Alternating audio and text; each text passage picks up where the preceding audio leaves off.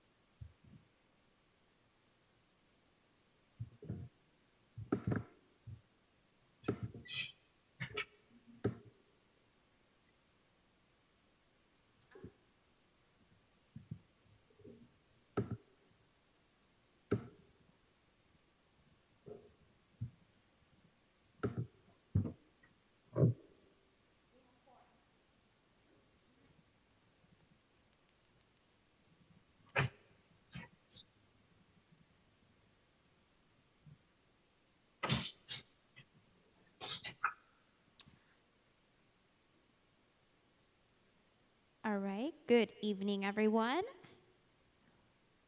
Chair, we have quorum. You are more than welcome to start. Call the meeting to order. So I'm going to call the meeting to order at 5:35. And I'm sorry if I'm going a little bit slow, but I'm taking the meeting minutes too. So roll call. Hector, Present. Caitlin, not. Gary, Yes. Rosa, me, here. Lindsay, Here. Dr. Malcolm, not present. Michael, not present. Ariana, Here. thank you. And Elizabeth, Here, thank you. present.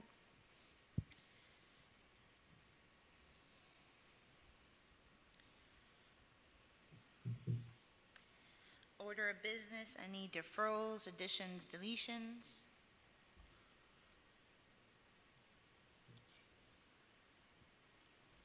public comments?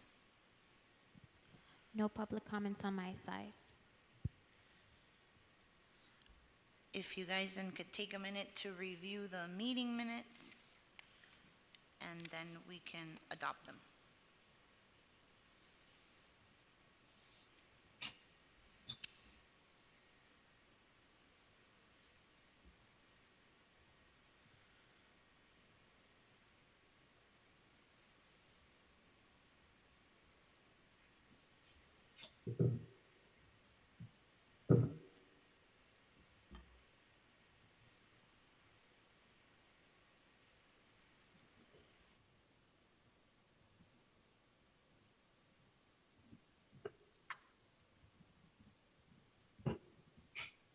So I'll make the motion that we approve the minutes of our last meeting. I second. Thank you. Let me write that down really quick. All in favor? Aye. Aye.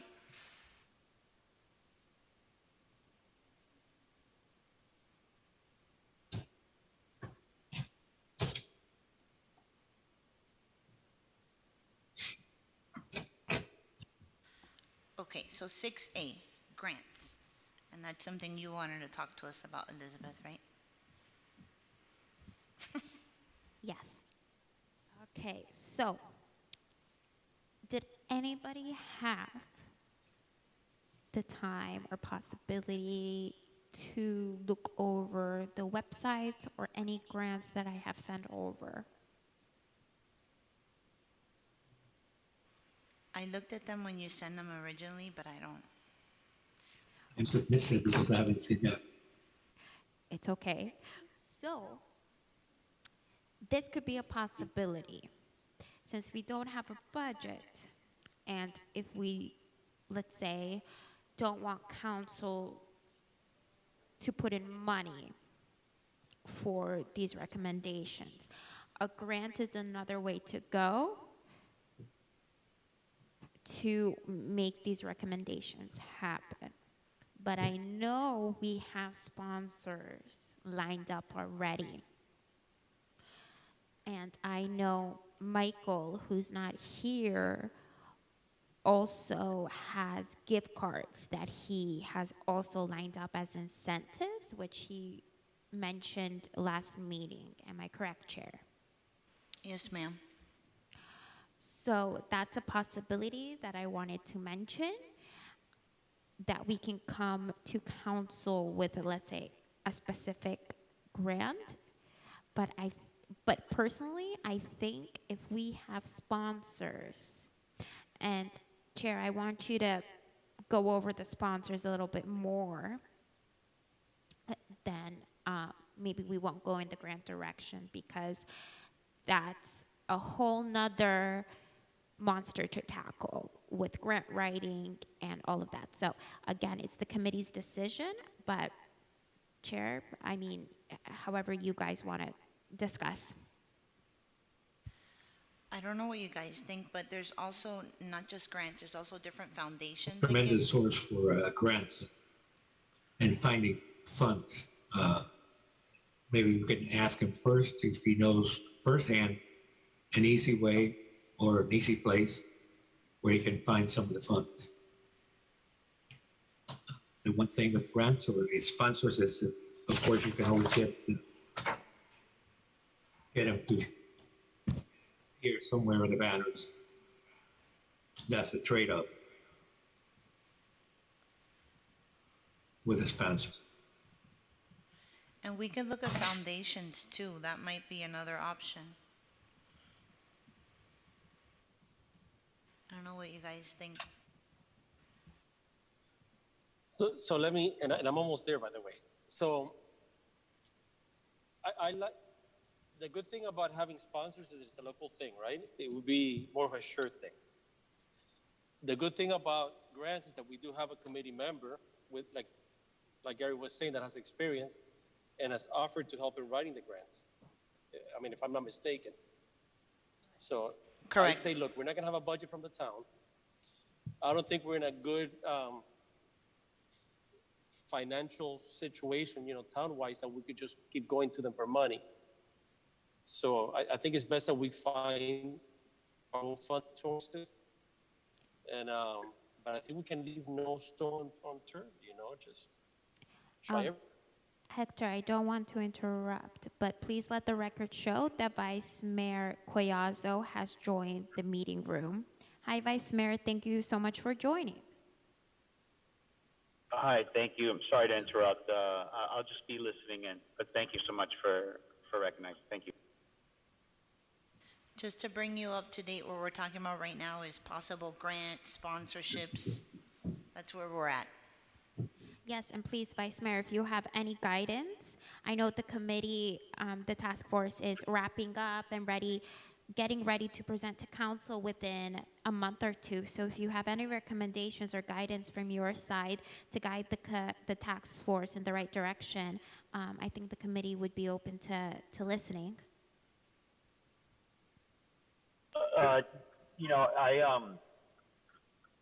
I just appreciate the work that you guys have been doing. My main focus is that it continues to live on even after the recommendations are submitted. Are you looking for ongoing funding for a particular project, or are you just looking for funding for sustainable to sustain the activities that the committee's recommending? We're specifically talking about these banners that we had an idea to make, similar to the ones of the veterans and the students, to put them up and all that stuff. And then Elizabeth got a quote for us, so that's kind of like what we were talking about right now. There might be some, like NAMI is a local resource. Maybe Thriving Minds, the local managing entity. That might be something that they may be willing to entertain through their foundation. I know they have a foundation arm. And the only other partners that I could see are maybe like the local school social work, like Anna G. Mendez, I think, has a social work program or a mental health program that maybe could be co-branded, right? Just like the Auto Mall supports the veterans banners, maybe Anna G. Mendez can partner with us to maybe support the banners. Thank you. So I can possibly get a contact at Energy Mendez. I know Willie has a couple of contacts there from the economic development side, and I can possibly get in touch with Energy Mendez and the program and see where they'll provide us the information and any insight. So I'll get back to that in the June meeting. Do we need a motion for that? Yes. So motion for Elizabeth to get information from our contacts at Anna G. Mendez University.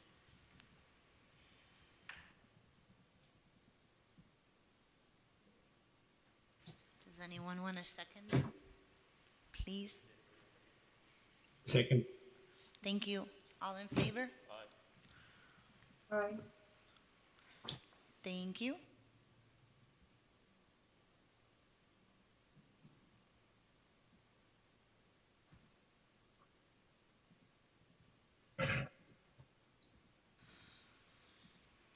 So now is 6B, the banner prototypes. So, as requested in last meeting, I took what you guys agreed on with Rosie's lovely example, and I created it into something more a little bit tangible, and so it can be branded within our town. So I got a quote for 25 banners to be installed on the poles. So you'll see the quote in front of you that I guys sent you. And then we have 25. I got a quote for, no, I'm sorry, 20 banners. Got a quote for 20 banners, which includes the design, the actual banner design and the production, the installation, the hardware, and the removal of the banners. I have a question. Yes. What's 11? Quantity 11? 11? So I think that's the hardware, right? That's the hardware. But don't Yes, we own the the hardware? hardware. I'm sorry? I mean, We probably still have maybe hardware from previous banners. I'm gonna have to speak with Willie on that, if we do have hardware for the previous banners, or we need a completely different one, different set. So I'll ask Willie on that. These are, the plan is to put them up at what time? We talked about before. Which month? I think we had said May. Like February? Did we say May? When? so there are May? different dates, and, I mean, if we do May, obviously it would have to be before the veterans put up their banners. So maybe we could do something like Yeah, end of April to mid-May, or mid-April to mid-May. So the veterans banners are being installed this year on Memorial Day weekend. yeah. So that would have to either be before or after. It would have to be before because the veterans banners go up prior to Memorial Day. In fact, they're scheduled to go up this weekend. They stay on until after the Veterans Day break, which would be December 7th this year. December 7th? And we're having a parade this year, right, Vice Mayor? I hope to God we are. Yes, we're planning on. Absolutely, we're going to make it happen. So I think we had said April to May until the veterans go up, is what we had said initially. So clearly there should be no conflict with any other committees, you know, so the dates, we would have to play with it. Right. So as far as these prices, why are they significantly higher than, let's say, EAB? Because I don't think ours was less than 100 installed and taken down and put, you know. I can probably speak with the vendor to make the pricing a little bit lower. Again, I just asked her for a quote, just a general quote. But we probably can take out the hardware, installation and removal. I don't think we'll be able to take out, but definitely the hardware, which will decrease significantly. That will decrease by almost $800. And it's better to have like a conservative quote, higher than lower for now. Yes, I agree. Hector, you bought. What was the total quote?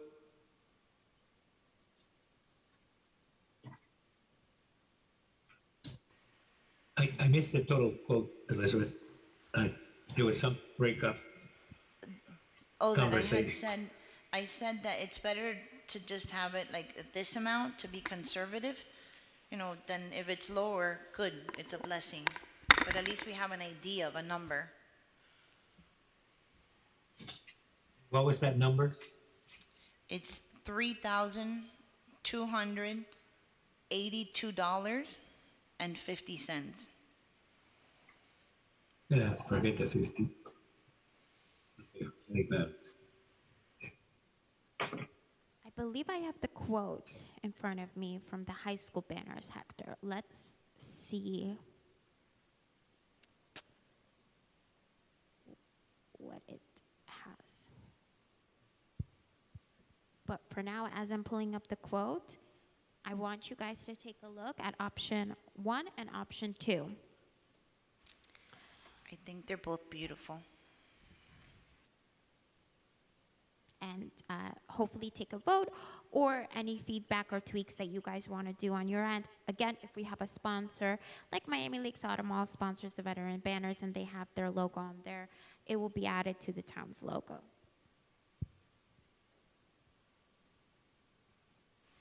So let's call the one with the palm trees number 1, and then the one with whatever kind of tree that is, number 2. The oak tree, right? It's kind of like an oak tree. So we're gonna take a Kind of. vote and vote for That number oak 2. tree looks, yeah, that oak tree looks pretty, stands out, the green on green lettering. Got The first one? Because the cat sale from instead of blocking the beautiful word, Oh, I see it. see it? I see it. I see it. This and this. Then that just looks pretty and it's more appropriate for Miami Lakes with the tree canopies. Exactly. So I agree with Gary. I like number 2 better. So which one are you going for, Gary? 1 or 2? 1 is a palm tree, 2 is the other one.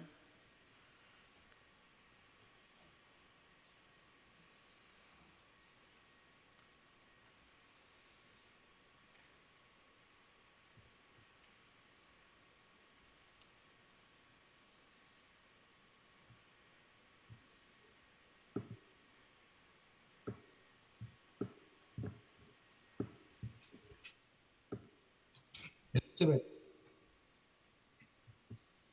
I like the first one better. So you want number 1? would you check with Willie, to see if the, I just like the color. Like I'm looking at both. I'm trying to put them side by side, and I just feel like it pops out more, like that green, rather than like those trees on the second one and the. I like number 1 also, but I I love just palm we could trees. change. We can like go off number 1, maybe make the mental health a little bit different colors, so it's not all green. But I feel like that green in the background just really pops out. And I don't know. I think the trees in the second image are kind of ugly. Sorry. Lindsay? Not actually. I don't like them. So let me Like ask I keep going back to the first. Like my eyes keep going. I put them side by side, and I keep going to the first one.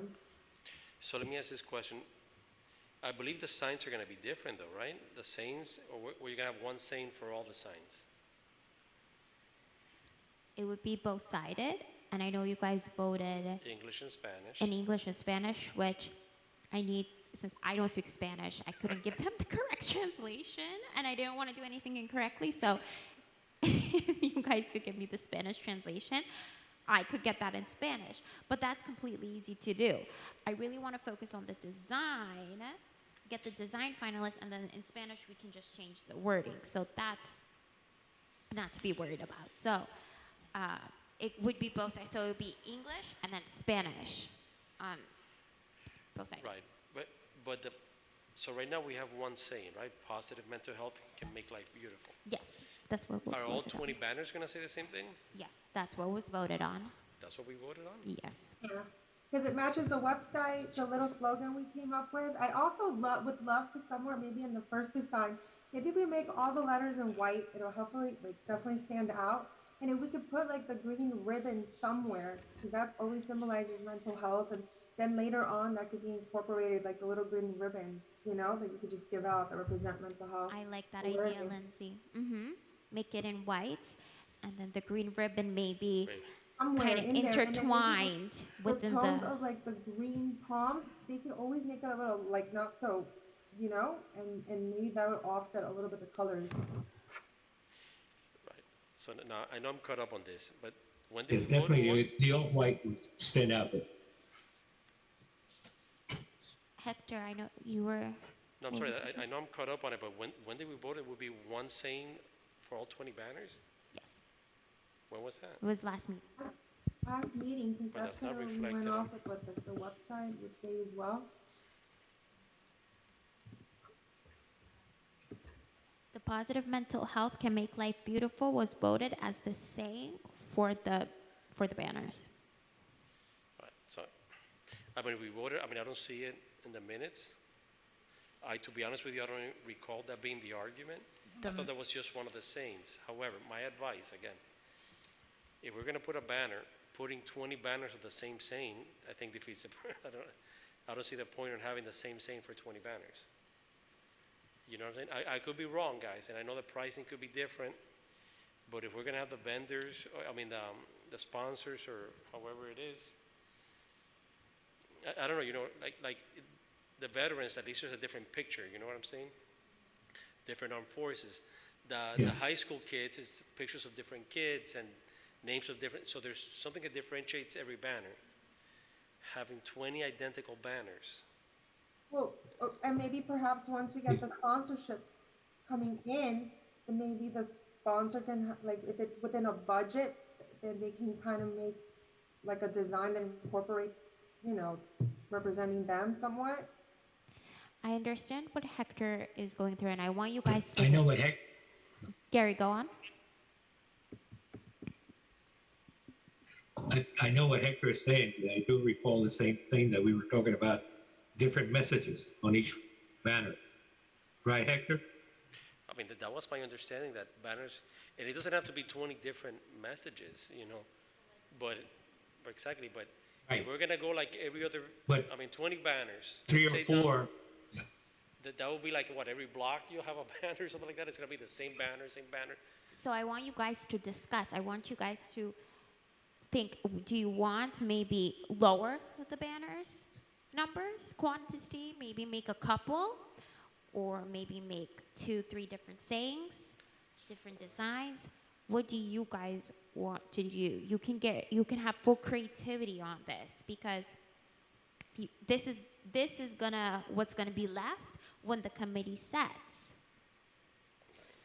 Maybe what we can do is on the top, like using the first one like an example, on the top where it's just the trees, we could shrink the positive mental health and beautiful just a drop and put like smile, be happy, big. You don't want to overpower the banner as well, because when people are driving, you want them to see it right away or walking.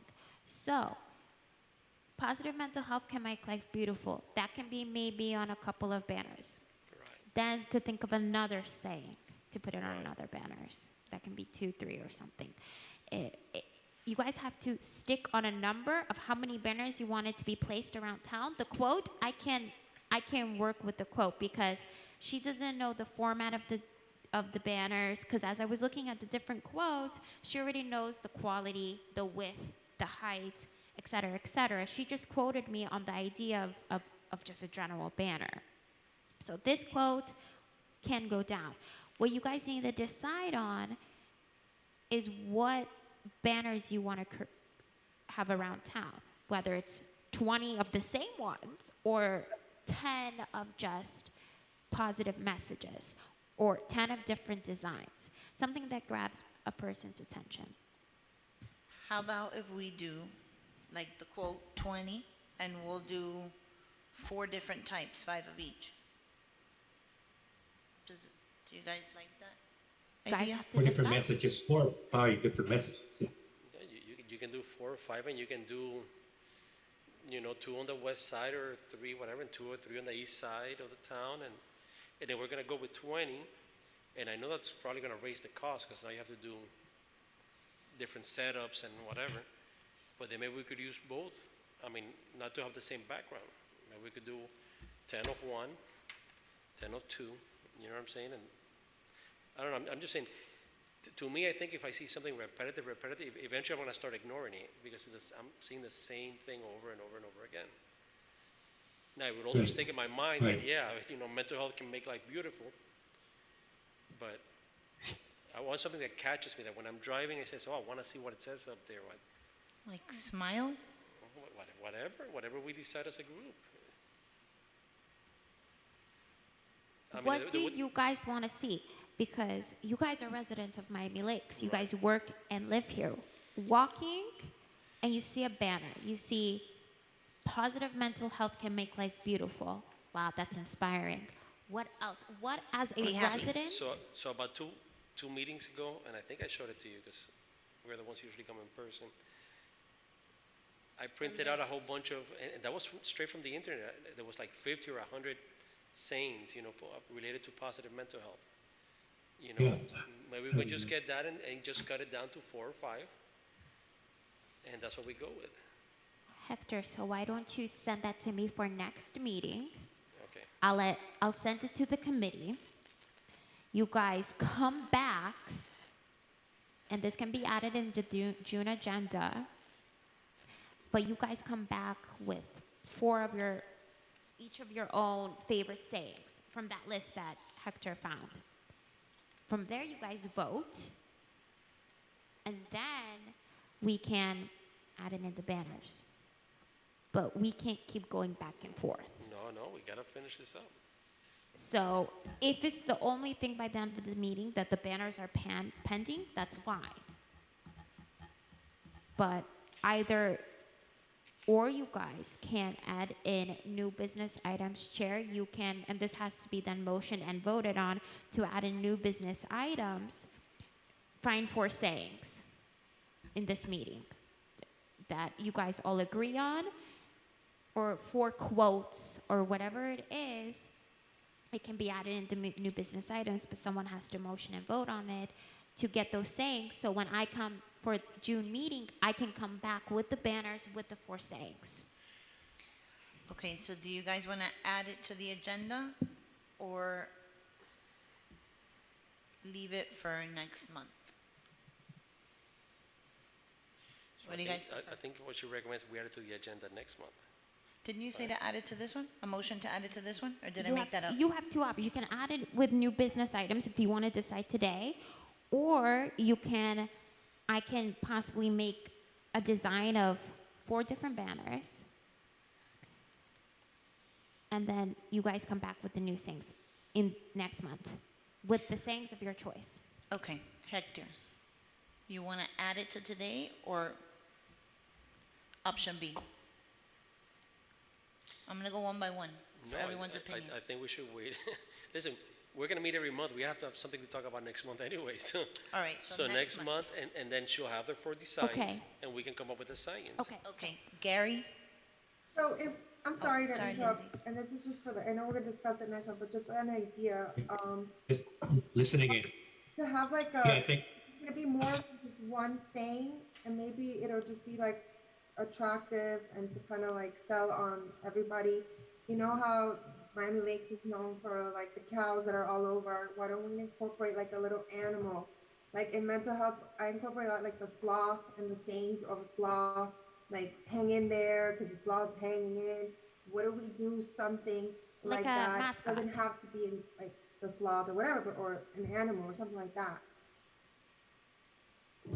So Lindsay, maybe like a mascot, like a mental health mascot. Yeah.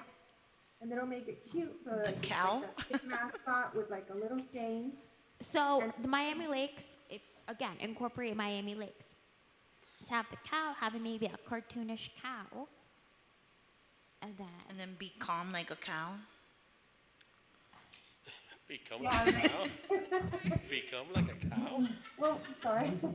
For the sloth, it's like hang in there and there's like cute little things, but it'll help us kind of like have some cohesiveness into like the sayings, I would say. so I'm going to have the committee discuss, make a motion and vote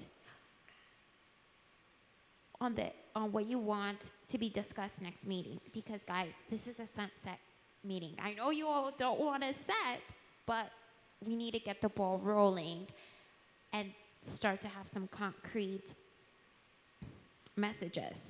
So let's reel it back and decide what you guys want to do regarding the banners. What direction do you want to go in? Because now we're talking about animals, and that's a completely different, like, direction. Do you want to keep it with the greenery, the tree canopy, what I have here, and then create sayings to it? Like, positive mental health can make life beautiful. That's one great saying, that's original, and that's a part of the committee's footprint. And that incorporates Miami Lakes. So you guys got to reel it back in and see what we're going to do with the banners. What direction you want to go in, what theme, whether it's 4 banners you want to create, 5 different banner designs, what is it?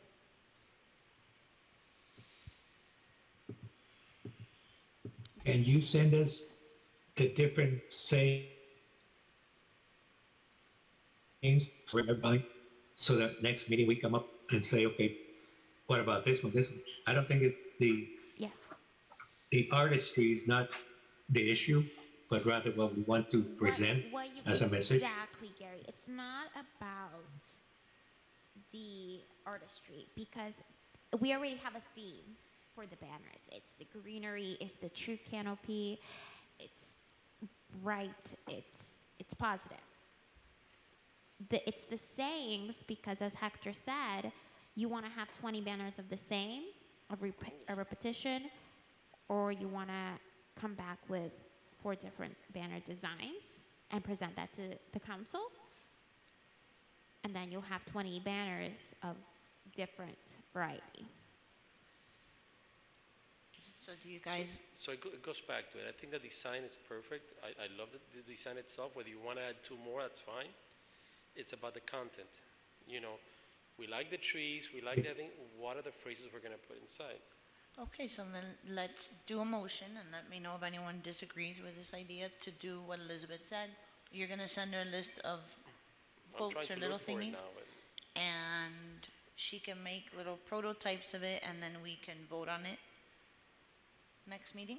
Well, yeah, because like Lindsay did, this is positive mental health can make life beautiful. It incorporates Miami Lakes growing beautifully. It creates the branding, but it also is something different. So I want you guys to be original with it. And keep with the theme of positive mental health can make life beautiful. You guys have a emotional resilience. You guys, in the first meeting, if you guys look back in the meeting minutes, you guys have emotional resilience. I have the flyer right here. We have to go back and remember what you guys set this committee on. Okay, so do you guys agree with doing a motion to do that?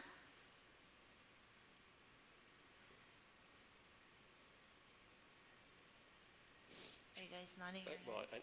So it's mental health and resilience, and I'll send this For next again to month. everyone. So it's mental health and resilience. That's what you guys have motioned and agreed on. To base this task force off on emotional resilience and mental health. To change the stigma, remember, we're changing the stigma of mental health. We're creating a positive connotation to it, as positive schema. So I want you guys to remember that. So, are you looking for the phrases? No, I'm looking at different phrases, but what is your motion, though? What is, So, motion for you to send Elizabeth a list of different phrases, short phrases, so she can make some prototypes, so we could, so let's change it like this. So the motion should be that we table the item now, right? Because we're not going to really come up with anything. Table the item and bring it up at the next meeting to vote on phrases or whatever. I mean, but Elizabeth said that she could make them for us, so we have a The visual. phrases?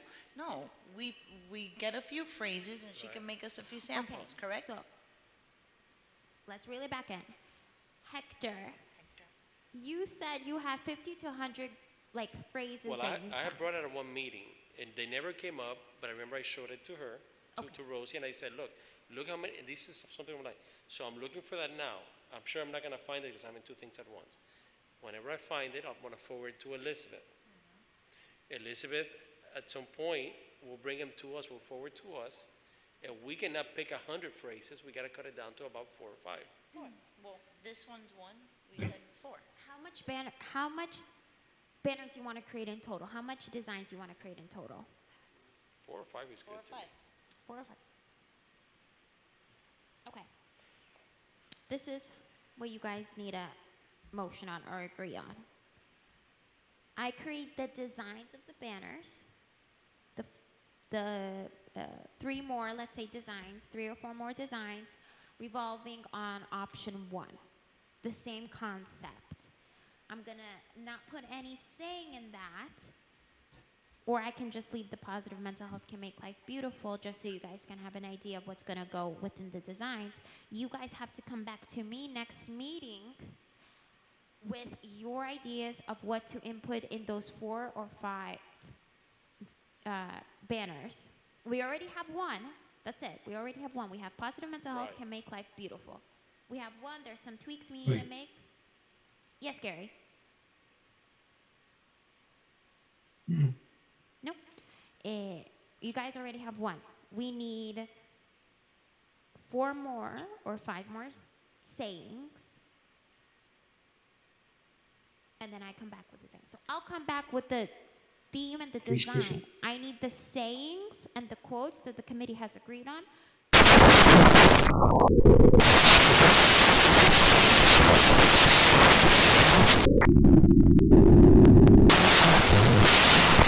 Talk about different phrases. You come back with different phrases come already. back with different And then you phrases. guys have to discuss and agree on the phrases that you want to banners. So we already have one that was motioned and agreed on. So we gotta come up with 3 or 4 more, that's it. And you guys have to create 3 or 4 more. Discuss in the next meeting. That's going to be in the new agenda. Discuss in the meeting all of what you've brought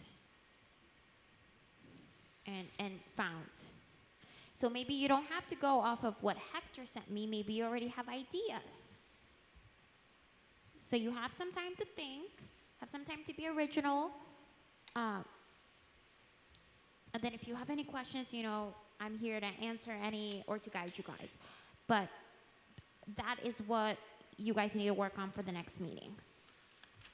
Okay, so the motion is for you to create 4 more designs, us to go home, find 3, 4, 5, whatever, phrases, and we bring it back to the next meeting.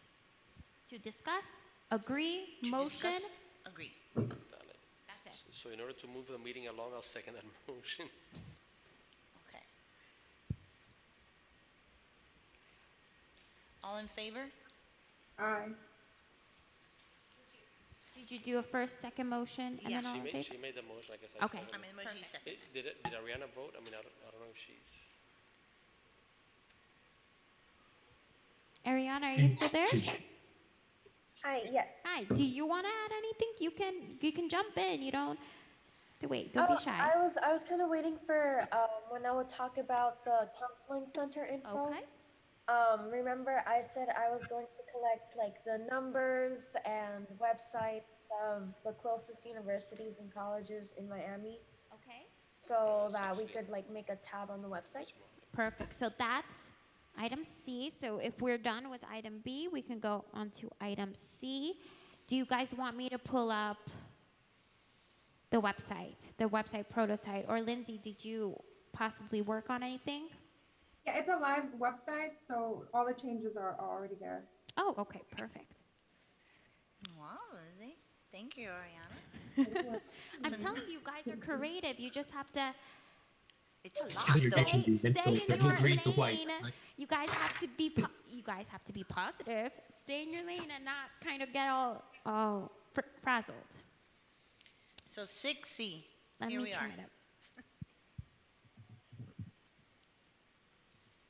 So I added the tab for student resources. I didn't put just college and universities because then I didn't want to make it too, like, what if there's resources for students younger or, and all that. So I just kind of left student resources. I put the first responders and public safety resources. But because of the fact that it looked weird with the events just kind of hanging out loose, I just added a contact us tab, but you don't need to obviously have that there, but it's just because it doesn't look right with that random events, or we can change the events tab to look differently.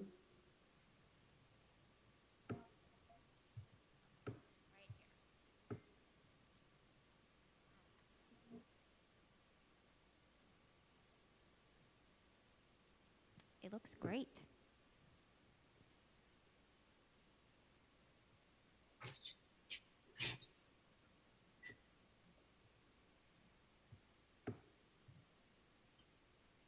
There's another one, mental health matters. Mental health matters. There you go.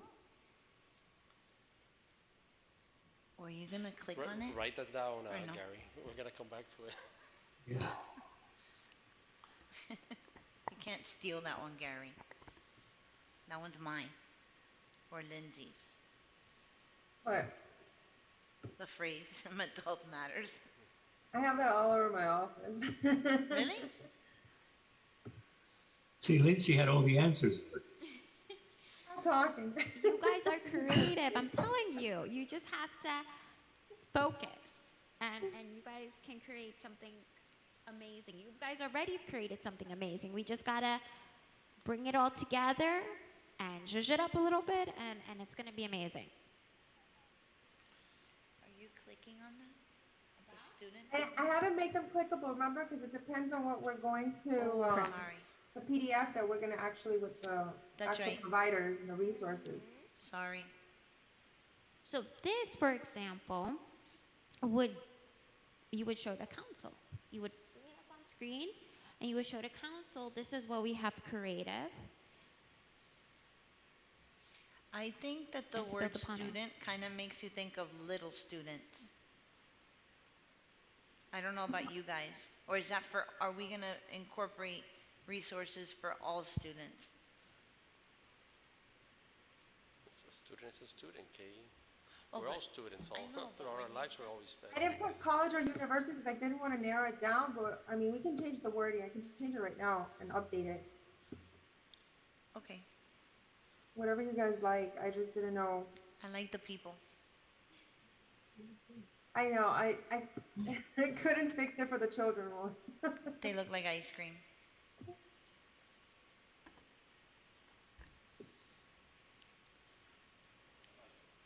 Me too. So anything else on this, guys? Ariana, I know this is your item, so why don't you let the committee know what you came back with, and then Lindsay can probably incorporate it in one of the resources, so we can already have maybe one clickable link. Yeah, sure. Let me share my screen. Oh, wait. Am I able to? I don't think so. Do you want to share screen? Yeah, please. Hold on then.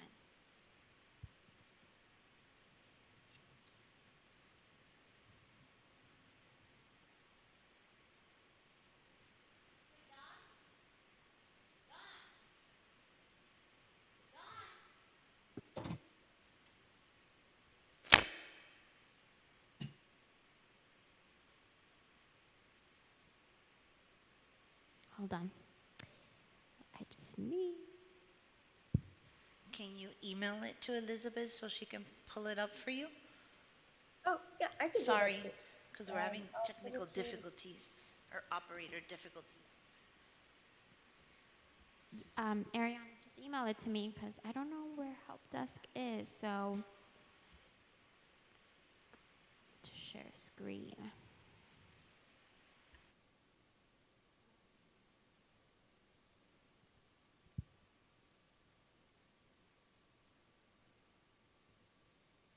Well, in the meantime, do we talk about the mental health symposium really quick? Just for the sake of time. I don't remember right now. Did we have anything created for that? I don't think so, right? Because I think Dr. Malcolm was working on it, and Caitlin was working on I it. know Caitlin. I know you guys requested Caitlin to be working on that. So I know Kaylin hasn't, I don't think she's attended the last couple of meetings. So I don't know how far she's gone with it, and it does seem that everything's starting to reopen. However, I mean, we did get an email, I believe it was last month, wasn't it? From our wonderful liaison here. Elizabeth. And it talked about all these webinar type of things, right? So, in reality, I think that's a wonderful idea because webinars go on at different times of the day. And it's something, if you notice that when you were doing that website, the landing page, how you guys call it, I think there was one of the items was related to that, events going on, right? So maybe we can tie in links. Now, I don't know who would do it. I personally, once we sunset, I don't think I could just sit there looking for webinars. But if anybody comes up with anything interesting, we could always forward it to Elizabeth, or if she finds something, and we could always post it there. I think the key to it at the end is how much the town chooses to advertise in their social media that these events will be going on, these webinars or however you guys want to call it. And we can give a few options. I mean, because at the end of the day, they can be like, no, we want a full-blown symposium or, No, you know, I a few still little love webinars. I still love the idea of having a live symposium, and I think that was what the whole set of gift cards that Michael I think he offered. It was related to that, to the attendance at those symposiums. So I think that would be great as well. But a symposium will be something that maybe you do once a year, right? But mental health doesn't happen once a year. It's an ongoing thing. So we could do some sort of combination of things. I mean, I don't know how everybody thinks, but I could see how practical it could be to do webinars as well.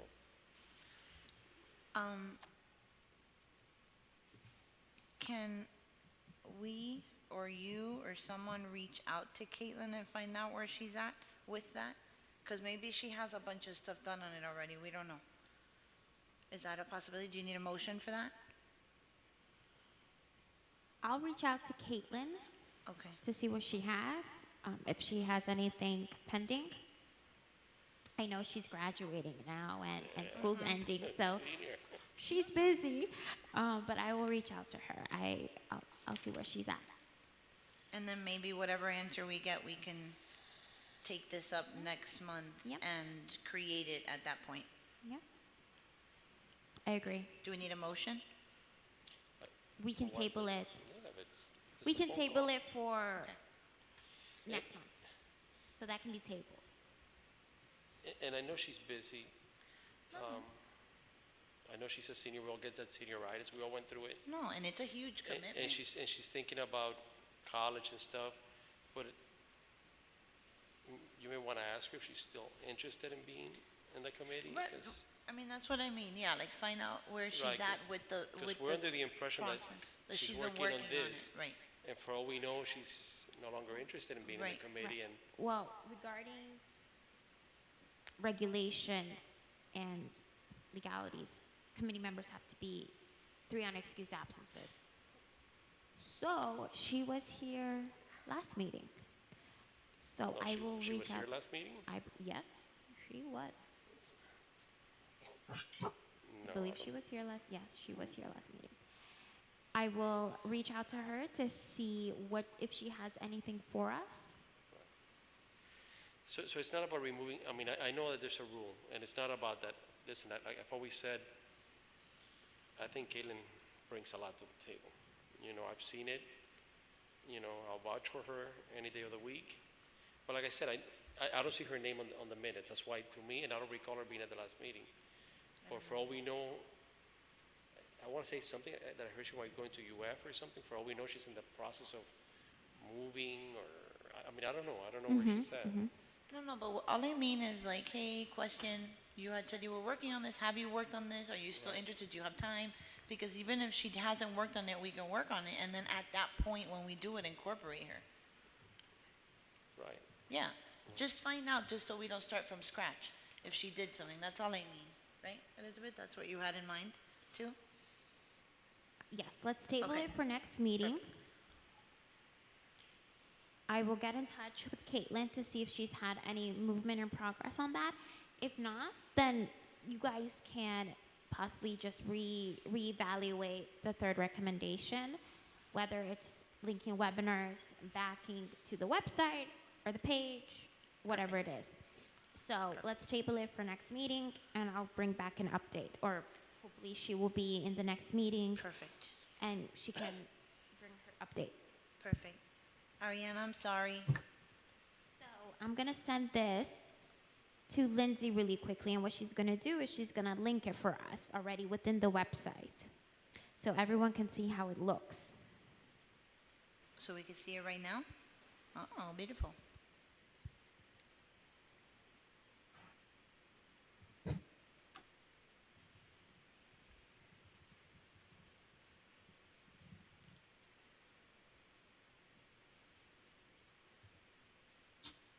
Elizabeth, Yes, Gary. before we get off the banners, Uh-huh. we had an issue here about bilingual. Yes. So, the committee agreed for having it English and Spanish. I don't speak Spanish, so I'm gonna need someone from the committee because I've tried Google Translate. I don't wanna misinterpret anything or have something be said wrong. So, when the sayings possibly are complete and we've agreed on it in next meeting, maybe someone can work on it, on translating it in Spanish, and then I can just add that as the back. If you guys still, Once we have all the phrases amongst, yeah, well, do you amongst the guys still Spanish want to people, do and Hector, the Spanish you know, side? and all of us who speak Spanish, we can together Yes. get the right translation. Exactly. So do you guys still want to do Spanish? Yes. Okay.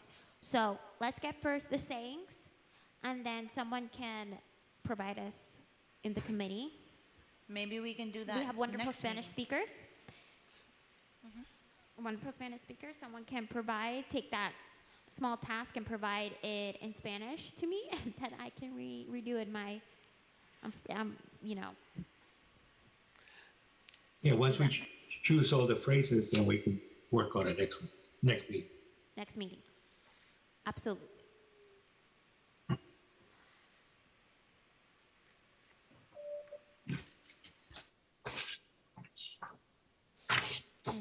Lindsay, are you still there?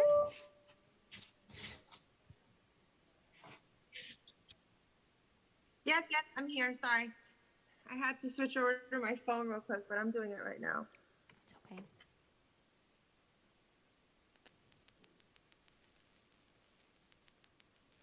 Lindsay, what does it say on your shirt? I was just like, fight the stigma. There you go. Fight the stigma. You go, banner. Mental health matters. All right. She's wearing the banner. She's wearing the banner on her shirt. See, there's the little green ribbon I'm talking about. Beautiful. Look at Yeah, that. yeah. Lindsay, are we possibly can we use that?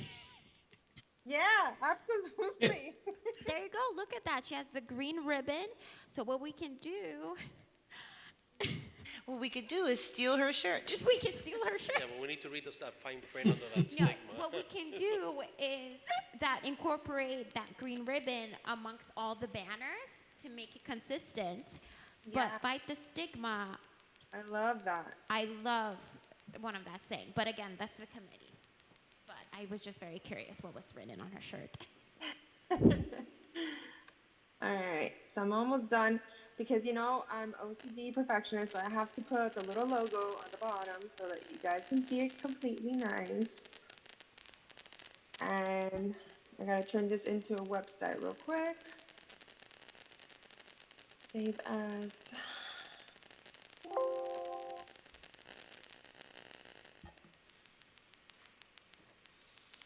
Can we wait 2 more minutes?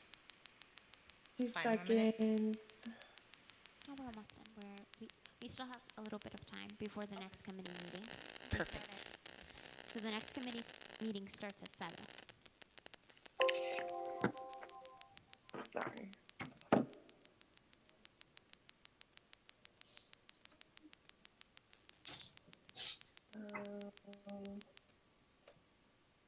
Way there's a new law that was passed for the creation of one number for suicide prevention, like whatever. It's going to be 988 once it's worked out with the carriers.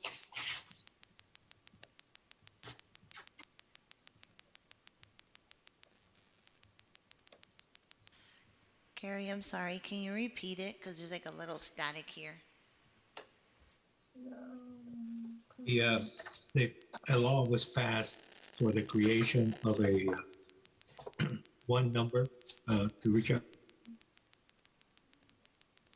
for a suicide hotline, which would be 988 instead of having to dial 1-800-273-TALK. But now they have to work with the carriers and how it is going to be funded, which would be more than likely via telephone Okay, guys, you can click on it. See what you see. Let me see. That's Send it wonderful, to Gary. Lisa. It's fine. Thank you for that info, Gary. It's wonderful. Let me share my screen.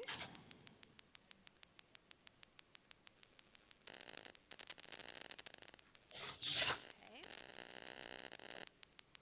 I think if you just refresh the page Oh, real I quick. think it's in student Oh, no, it didn't. resources. There you go. So it would take you to another screen where you can print out the PDF, save it, share it, whatever you'd like, and the links are supposed to work within that PDF. And let me just double check that. And I think it does. It's just my pop-ups are. Ariana, I just wanted to give you a quick shout out. Thank you for working on this. It's detailed, it's short, but it's to the point and it gives the proper references, resources with the email and the website and numbers. So thank you so much. You did such a wonderful job. Thank you. I'm still looking around for like other colleges and universities if I missed any.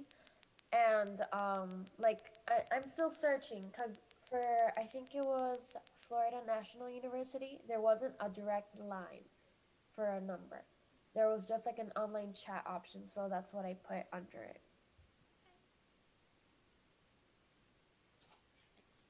It's still a resource. Well, the cool thing about this is that we can update it so quickly. So Yes, this whenever can you be- get the updated, we can always just This can be switch it easily out and stuff. updated. Oh, okay. Sounds good. All you gotta do is just send like the updated, like in that same sheet you send us, you can just update it there, and then we can always just update it. All right. Thank you. It looks nice. Members, what do you guys think? I What does love the it. committee think? Great job. Let's discuss. Like Yep. it?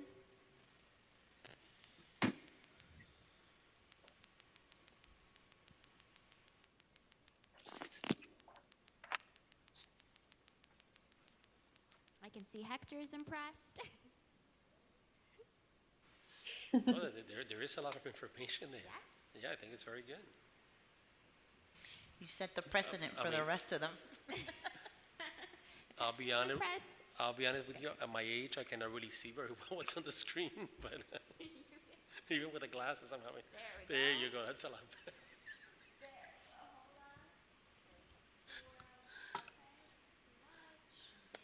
No, but I like the fact that it has the links and There we go. yeah, it's awesome. Wonderful job, Ariana. Thank you so much. Very nice. So when it comes to the landing page, is it complete or is there anything else we're going to be adding to it? Because I know that that's a college, university things, but so Gary, like I the believe, veterans resources, is there anything there Yes. yet or is it populated? I or not? believe, Gary, you sent me a resource earlier in the day. I've sent you some. Yeah, I've sent you quite a few things. Let me find it. And then I can send it as well to Lindsay. And then she can, mental health. Oh, this is wonderful. All right, let me share my screen. And Lindsay, maybe we can put this as well in the website while you have it up.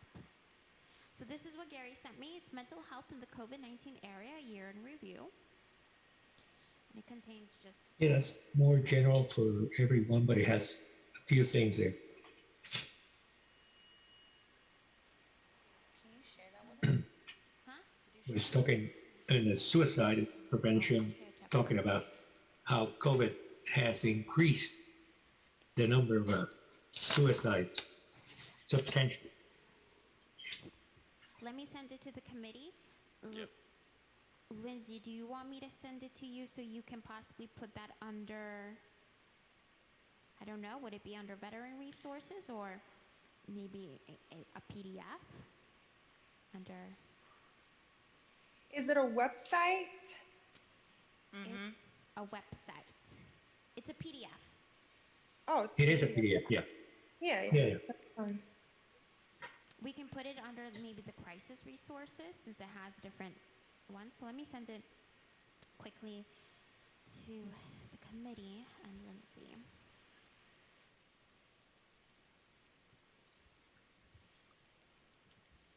And maybe we can start making a folder of all those things to have them as resources for whenever the landing page and, or the actual thing is created.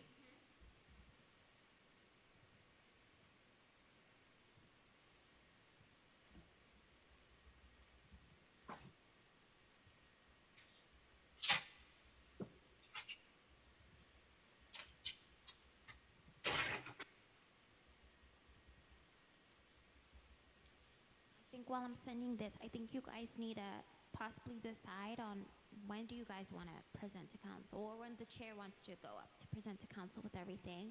Maybe create a deadline, like a tangible. Didn't we say July? So July. I think that was what we said. You want to do July? What day is the meeting? Which means we have 2 more meetings before we present. So then August? August? No, Will I'm give fine us with it. September? I just I wanna, don't want you guys to rush, but at the same time, I think it's time to start thinking we need to wind down. or plan, just to have like a goal, a deadline to say, okay, this is when we want to possibly present to council. Let's start getting things started because we have a couple more months. I know you guys don't want this committee to set, but we do have a couple more months, and I want to. No, we need to sunset. What do you mean? You don't want us to sunset? No, we need to sunset.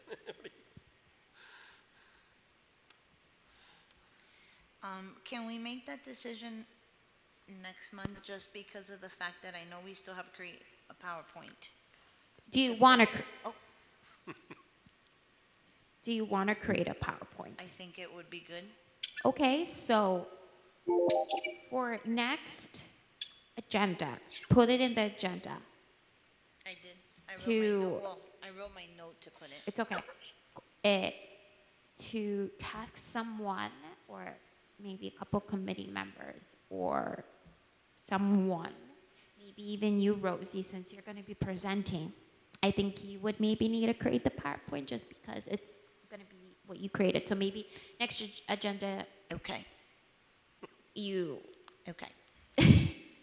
There has to be a motion and a vote that Rosie creates the PowerPoint and presentation, but table it for next meeting to decide. But that would be my suggestion to the committee, since you are the chair that will be presenting Yes, ma'am. in front of council. So, but I can make a motion if you want. I love motions. Can we put it, you want to do the motion now? So, no, let's do it next month. Let's do it.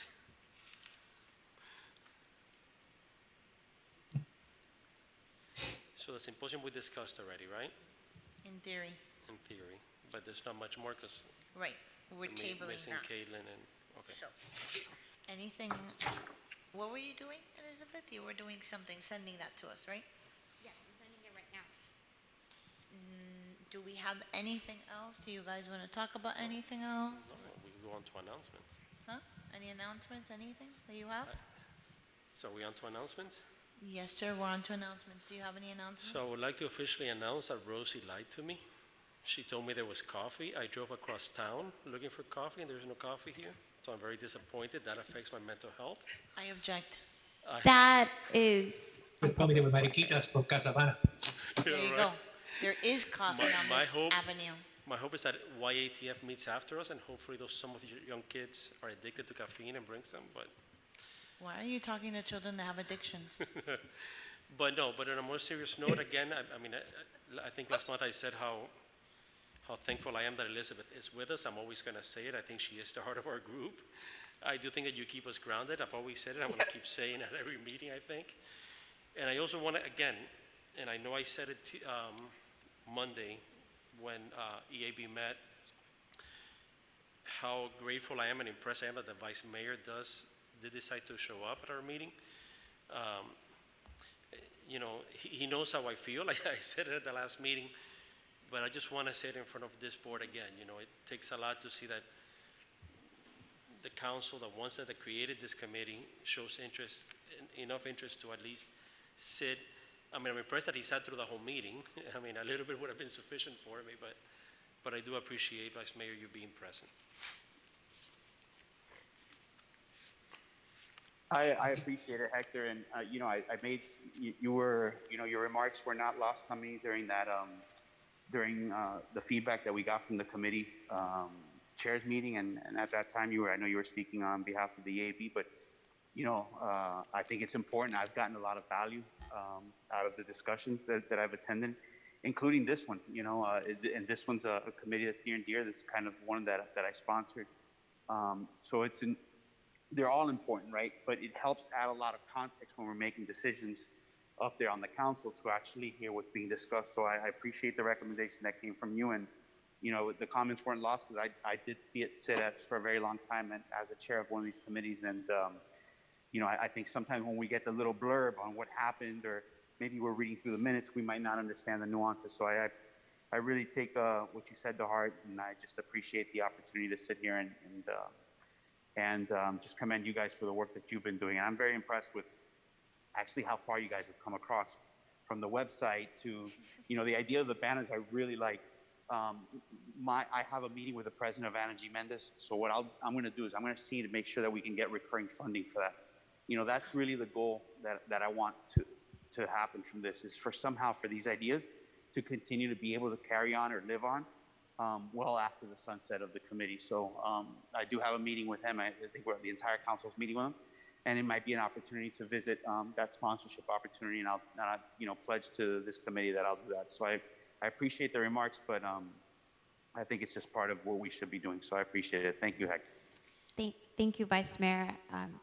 Thank you. It's an honor to see you at our committees, and it's an honor for Claricel de Cardenas, my director of communications, to have chosen me to be a liaison. She knows that social psychology and mental health I always hold dear, and I always put my psychology hat on during our meetings, and I always try to look at both sides. So it's an honor to be a liaison for this committee, and I'm so grateful and honored to have committee members so dedicated, so involved in mental health, and really truly want to make a change. Even though this is a sunset committee, you don't know what the future holds, and you don't know, after the present report to council, and I'm more than confident that council will absolutely be impressed with what you guys have done. And even though it sets, you're going to be proud of the work that you've done. So thank you for taking the time and effort. And I know you guys are busy, and you guys all serve on different committees. So I want to thank you. This cannot be possible without your leadership and commitment and dedication to making mental health beautiful, and creating a different stigma. And I think post-COVID, this is such a great initiative. So be proud of yourself. And, it's always my pleasure to kind of steer you guys right back. But I want to I truly want to make an impact. And so I want to thank all of you. And I know this is going to be great. It's already great. It really is. I'm so impressed and so confident, and I enjoy working on it. So, and working with all of you. So, give you a pat on the back. So, but thank you, Vice Mayor, again. Thank you so much. Thank you all. Thank you, everyone.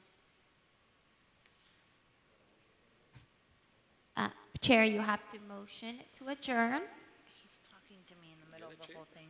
I'll make a motion to adjourn At Second. at 6:45 on the dot. Thank you, Gary. All in favor? Aye. Aye. Thank you, everyone. Have a Thank you, safe- everyone. I will see you next month. Remember, in-person meeting.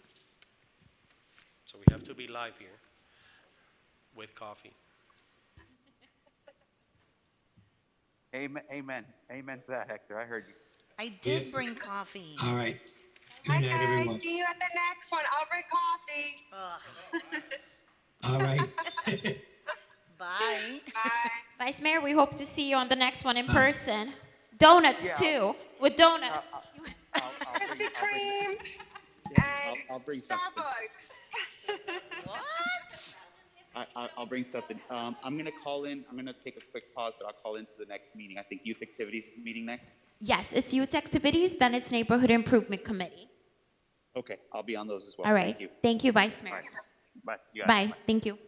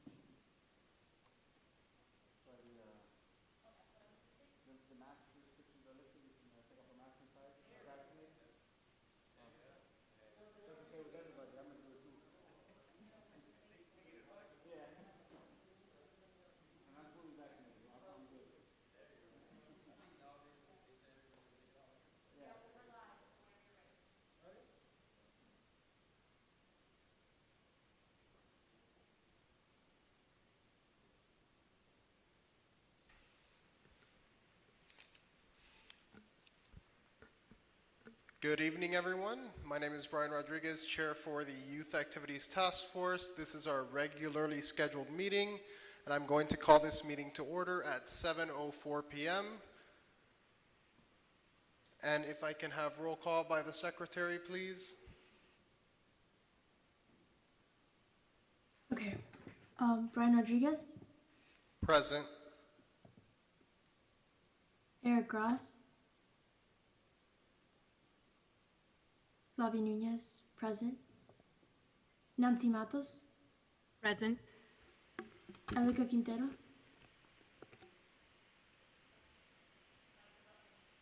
Present. Ariana Rejas,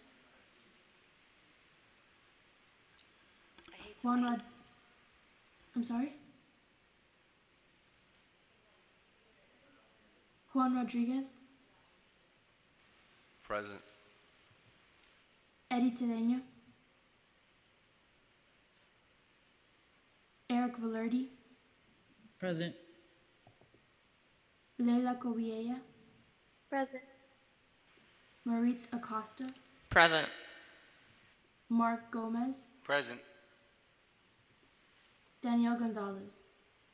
So Daniel Gonzalez was appointed to the committee, but he has not been sworn in yet. He Okay. should be joining us in our next committee meeting. Okay.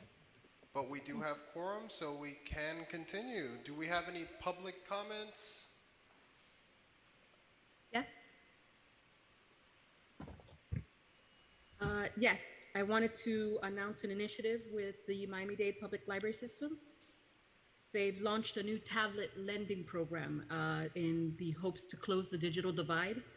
Under the new program, library card holders with cards in good standing can now check out a tablet with free built-in wireless internet service and Wi-Fi capability.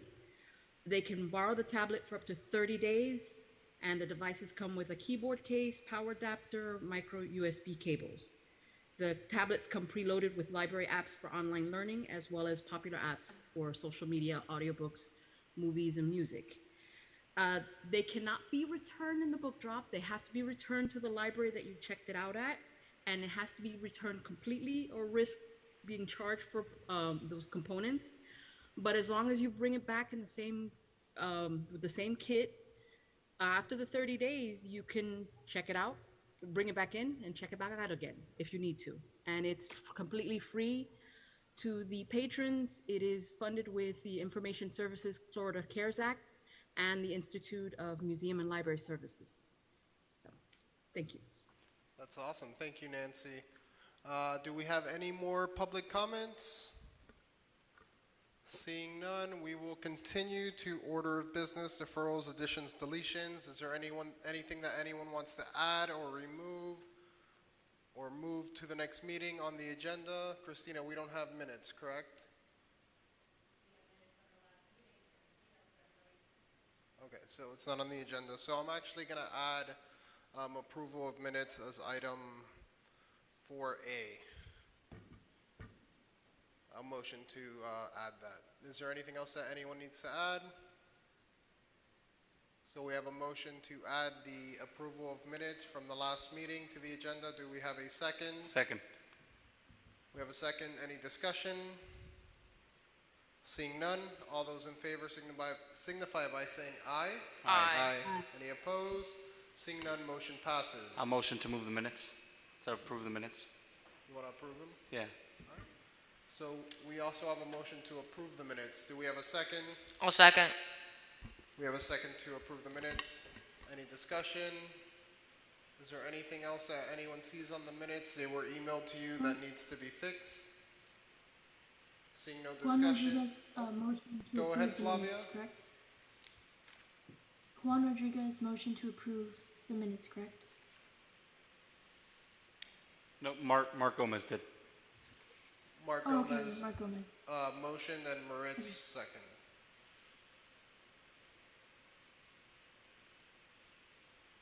Seeing that there's no more discussion, all those in favor signify by saying aye. Aye. Aye.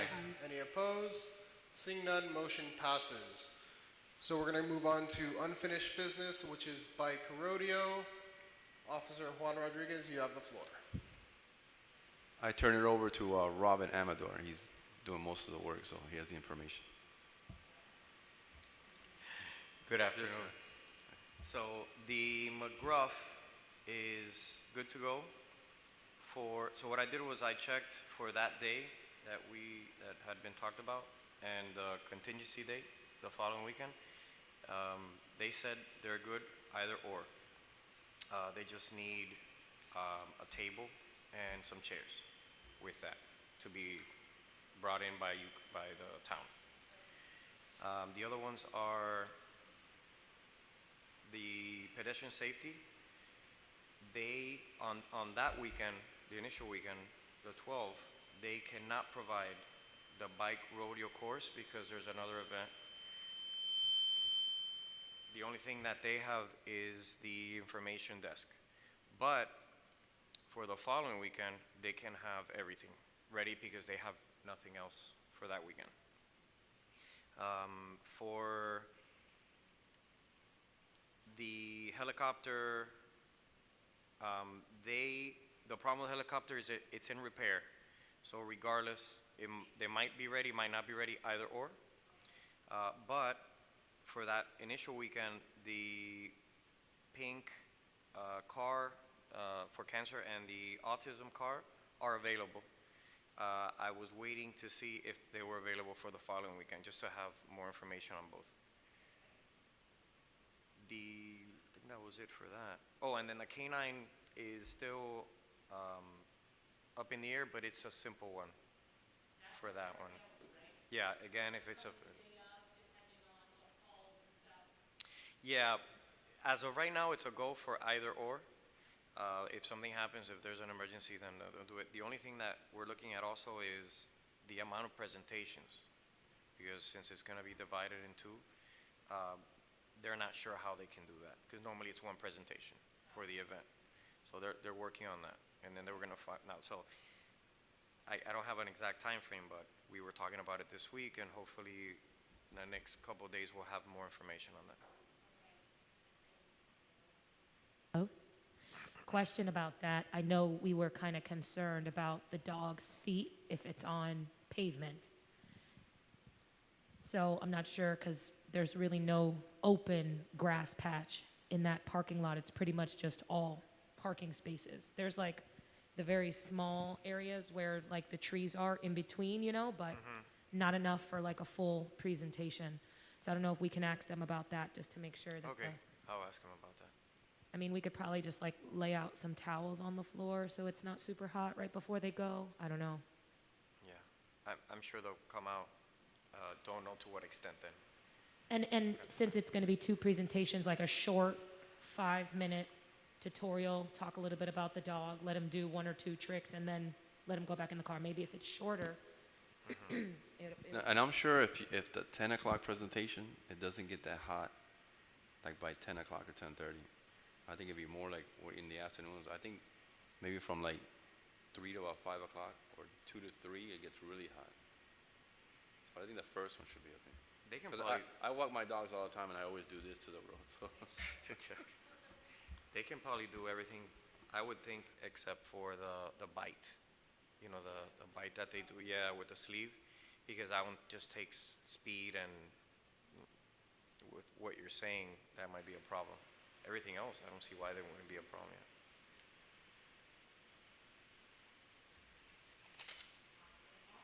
Awesome. So just a little information for those that haven't been to our subcommittee meetings for Bike Rodeo.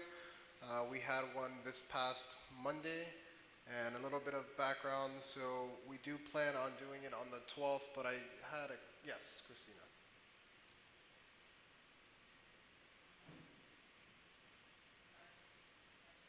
Hello. Sorry, I just wanted to make a note for the record that Ariana Rejas has joined the meeting, as well as Dr. Cedeno. Perfect, thank you. So it's supposed to be on June 12th, but after hearing what the updates that came back, I think it may be almost a better idea to do it the next weekend, or no? No? So I was gonna say so we could have the bike rodeo stuff, but I guess we'd have to purchase cones and stop signs so we can. Remember, Father's Day is that following weekend. true. And that would conflict with another town event, so we wouldn't be able to do it the exact following weekend. So we'll have to go forward with the 12th. And then remember, it's the weather that would make us have to change it. So a few, items missing, that's okay. We'll do our best to work around that. That's fine, perfect. So yeah, overall, the event, we planned it for the 12th. It will be from 10 a.m. to 1:30 p.m. The reason it ends at 1:30 is we put a 30-minute buffer between each group. Instead of doing 4 groups, we're now doing 3 groups. It was 3, or did we change it to 2? 3, okay. 2, so my apologies. So we changed it to 2, so it would basically be from 10 a.m. to 11:30 a.m., then from 12 p.m. to 1:30 p.m. for the event itself. And did we ever hear back from the town of increasing the amount of people that could show up? Can you hear me? Sorry, let the record reflect that Eric has also joined the meeting. Eric is now with us. So the gentleman is actually out of town right now, but we can continue planning. And once I get that final number, we'll add that on the tickets and we'll be good to go. But that individual is actually out of town right now, so. Awesome. Would that also be information on how we go about with the new mandates for no masks and stuff like that? That I could receive from the town manager. So as Okay. soon as we get an answer on those, we'll be good. Perfect. So basically, we have different stations. We already have a layout. If Christina, you can send it to the committee whenever you have a chance of the layout of the event. Basically, we'd have water stations and different stations around the event. And we also have the Trick Stars, I'm pretty sure, coming to the event that will be performing in both sessions of the event, as well as giving away helmets and possibly helmet fitting if we have enough volunteers that are trained for helmet fitting. And is there anything else I'm missing, Christina, other than that? And a DJ and... This thing takes for the update, that sounds pretty good. I was just going to share the screen really quick so that everybody could see. Which screen do I share?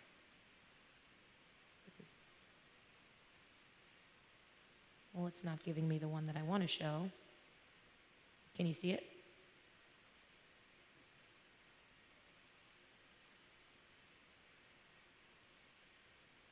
Nope. All right, so the screen share is not sharing. But that's okay, I can email it to everybody. You talked about the water stations, you talked about the helmet giveaway stations, since the organization that does the fitting has not gotten back to me in terms of getting anyone certified to do it. You talked about the registration tables, the portable toilets. So I know we were talking about budget and what we have left, so I went ahead and compiled all of that. Keeping in mind, we did need to make sure we have someone for debris removal at the event. So we're already at an estimated, surprised none of this is coming up. It's okay. We're at about $4,500 of our $5,000 budget. And I'll go through each thing just so that everybody has an idea of how much different vendors cost. And now it's like giving me all the trouble. Maybe it's because I'm trying to share a screen. Let me stop that process.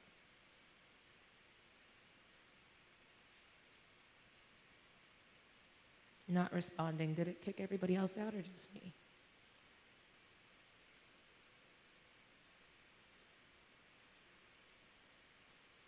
I can hear you, Christina. Do you hear me? No, I can hear you. It's just my screen's doing a weird thing. I think it kicked me out of the meeting. Does anybody see me on the... No, my name is gone, so it must have kicked me out. Okay, I'm getting back in. Sorry. Anyways, I know all the prices in my head anyways. So the photo booth, $650. You've got the DJ at $700. That's the outdoor DJ with 2 additional speakers to make sure it's amplified enough. The portable John's, the 2 ADA access is $115. I went ahead and purchased the 2 different colors of the fluorescent wristbands. Those actually, I got 2 boxes that came in, so those might be in there.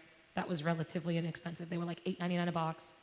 I picked up waters and snacks and plates from BJ's. That was about $161 exactly. And then we got $17.50 for the BMX Trick Stars and their performances, same exact as they quoted us last year. DJ, porta potties, the tents, tables, and chairs. So I got a quote for $14.45, I believe. That's if we use all of their tents, and then if we do 9 tables and 18 chairs. Now, that would now be 10 tables, and that would be 9 chairs for McGruff and that crew that hold a table. I mean, my recommendation would probably be to see if we can use a few of our own tents, but again, that's manpower and time to set them up. So you guys can discuss that if you want to go that route.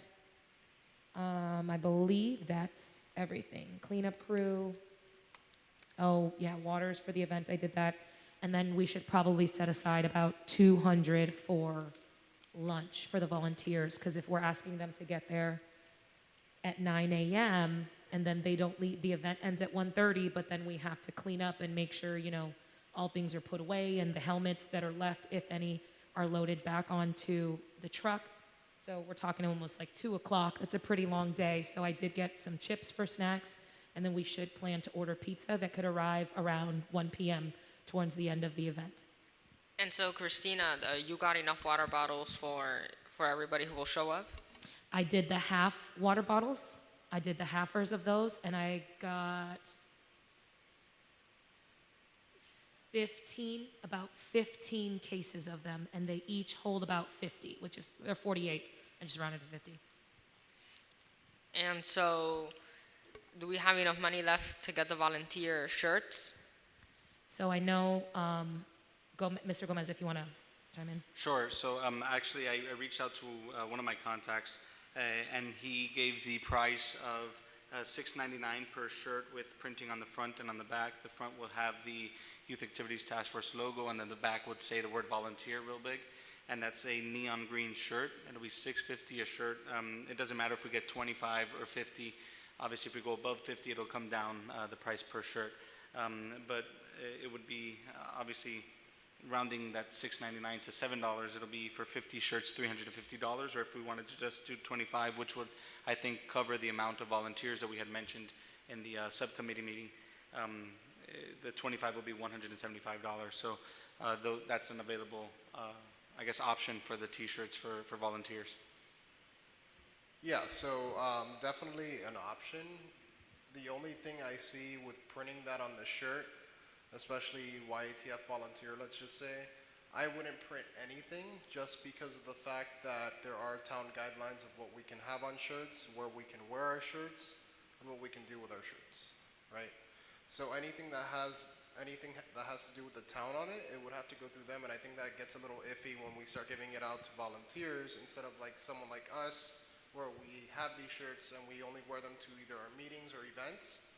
It gets a little different with a volunteer where you don't know where they're going to be wearing it at, right?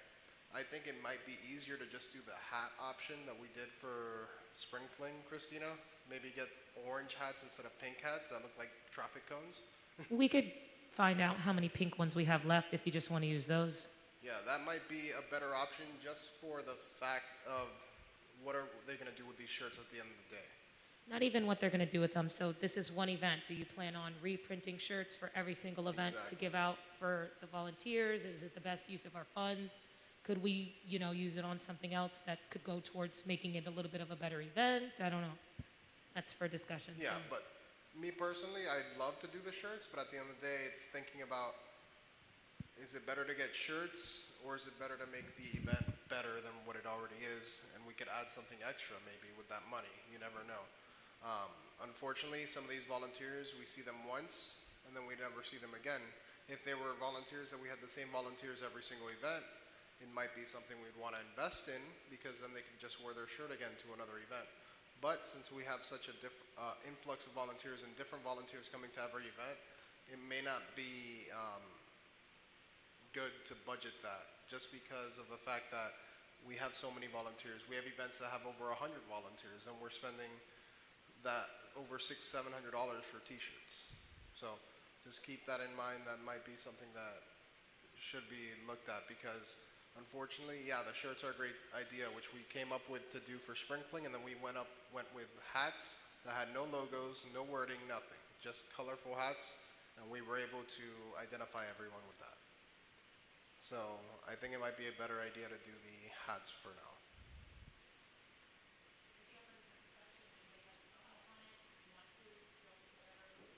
Well, and Christina, when it comes to the committee shirts, you said you were going to check if we had in stock.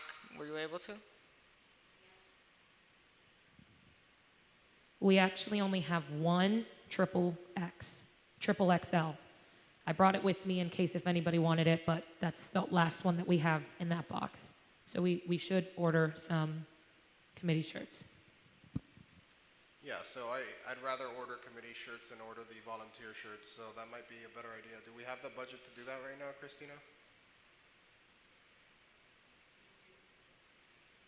We do. I could look at the turnover and figure out how long it would take to receive them. I don't know guaranteed if they'll be in, because that's a little bit different than just t-shirts, and if they were screen printed, it actually has to be like stitched in. So I'll find out how long it takes, and I'll get everyone that doesn't have a shirt, I'll grab your sizes before we leave. That way I could place an order. Perfect. Also, a few more things when it comes to the event. Now that we have everyone in our committee actually in attendance at this meeting via Zoom or via in person, we had talked about who is showing up to the event, and we wanted to get a count on how many committee members are going to be at the event. I know I will be there. Mark Gomez expressed that he will be there. Moritz said he would be there. I believe, Eric, you had said you would be there at one point, correct? Valerdi? Or no? No. Well, I know Juan, you said you would be there, but Juan may be there as a police officer, not a committee member. So I'll go one by one and asking if you will be there. Elika, will you be at the event? Yes. Perfect. Flavia Nunez? I was gonna be at, I was planning on coming from the last meeting, but I got into a summer program and there's an introductory meeting that day. The time is not listed on the calendar though, so I will have to reach out to Sorry, them. Flavia, we cannot hear you. Wait, I'm sorry. Is it me just speaking low? Yeah. Yes. But I hear you, yeah. Okay. Yes, I will try to, but I have to reach out to a summer program that I recently got into that has a meeting on the same day to see what time they're doing it. But I will try to make it there. And I will email you if I Perfect, can. thank you. Eric Grass, will you be there? Is he still in the meeting? Looks like he is not at this time. Nancy Matos. Yeah, I'm planning to be there. So you said you will be planning to be there? Yes. Perfect. Eddie Sereno.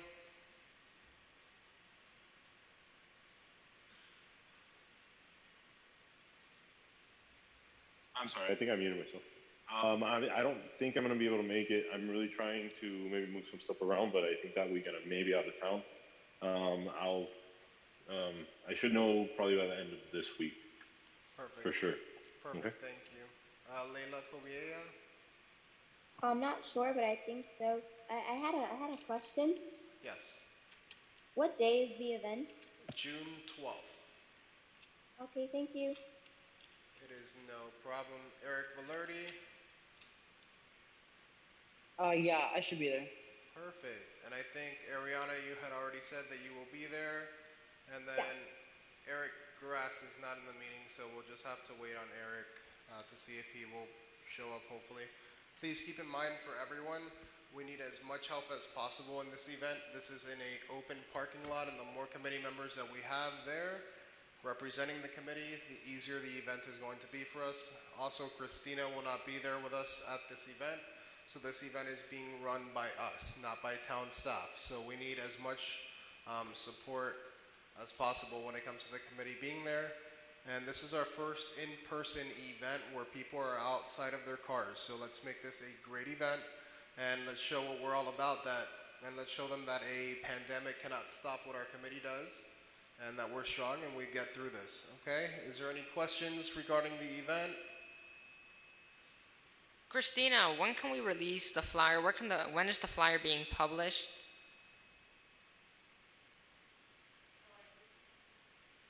I was hoping it would be ready to be released today. However, every time we submit a change, it takes a day to get it back.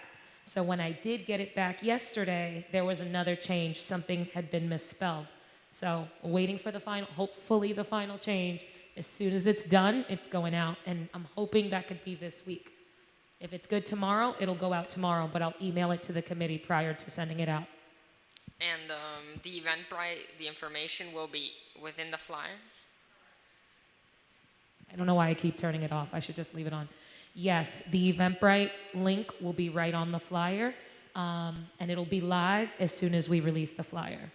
I think Brian mentioned something on Monday regarding sending out the Eventbrite so that committee members can help out with the check-in process. That can be done by then, right? So regarding that, Christina did answer that question that we had on Monday. They're going to bring iPads for us that we could check in, so we don't have to check in on our own devices. And so the iPads, it's by name or it's by people? So basically how the app works is people bring their tickets, whether it's digital or paper, and on the app it accesses the camera and we could scan the barcode and it automatically checks them in. Okay, and so it's official that we're doing it by individuals and not by family? Correct. Yes. And so we had set a number of 400? Yes. We had set a number of 400 per group.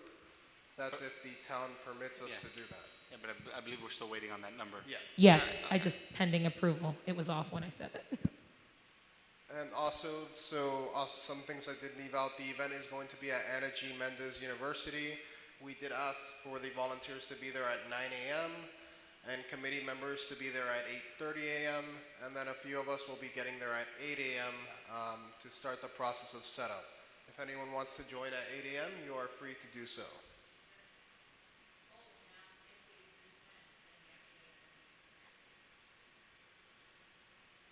Hello? Okay, sorry. I know we discussed 8:30 in Monday's meeting, but if we are going to be setting up a few tents on our own, then 8 a.m. is a great time.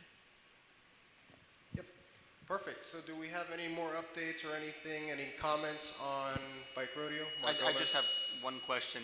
Are we going to discuss roles, or will that be in the next subcommittee meeting? Because I know that there's going to be, we can't just all of the committee members be in one, in the check-in, while other members are somewhere else, so. If you'd like, we can assign roles right now, since we have the whole Great committee idea. basically here at this time and Yeah. everyone that said they're coming. So we have a few roles. We have a check-in role.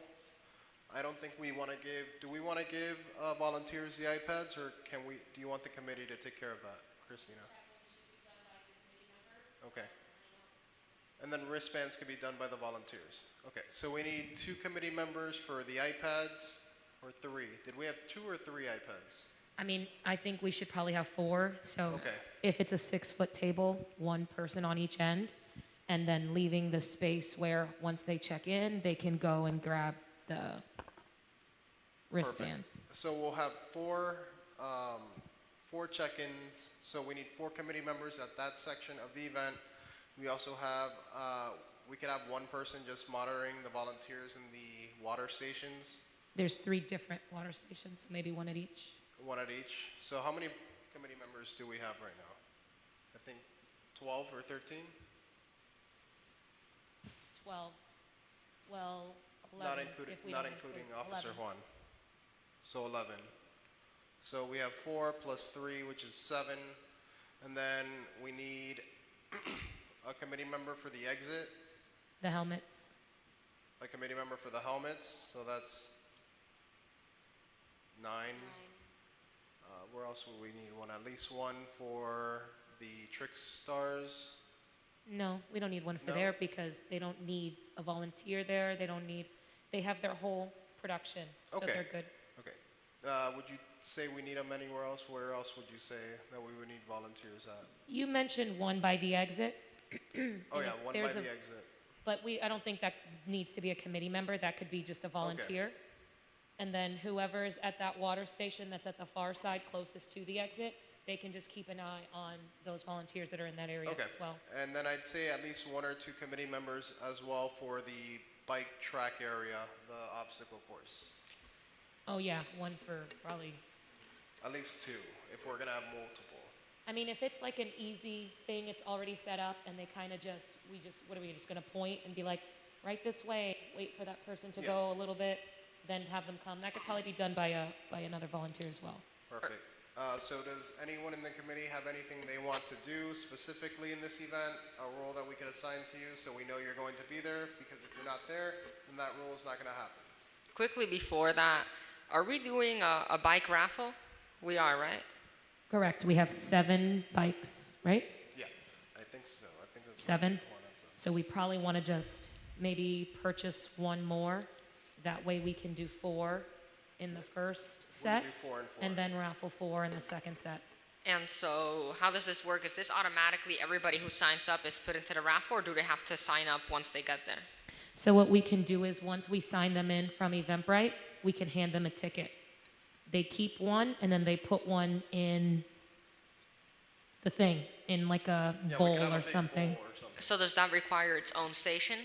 No. That could be right at the registration Yeah, desk. that would be at check-in. So as soon as you check in, you get a ticket. We put the other side of the ticket into the bowl, so we know which ticket's what, and then at one point in the event, we can raffle it off.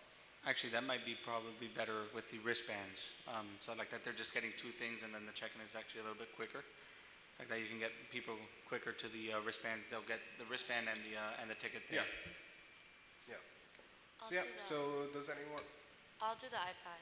the iPad, so you want to do check-in? Who else wants to do check-in? Hold on, let me write it down, because I then want to I'll check in. email. I'll do check-in, that's fine.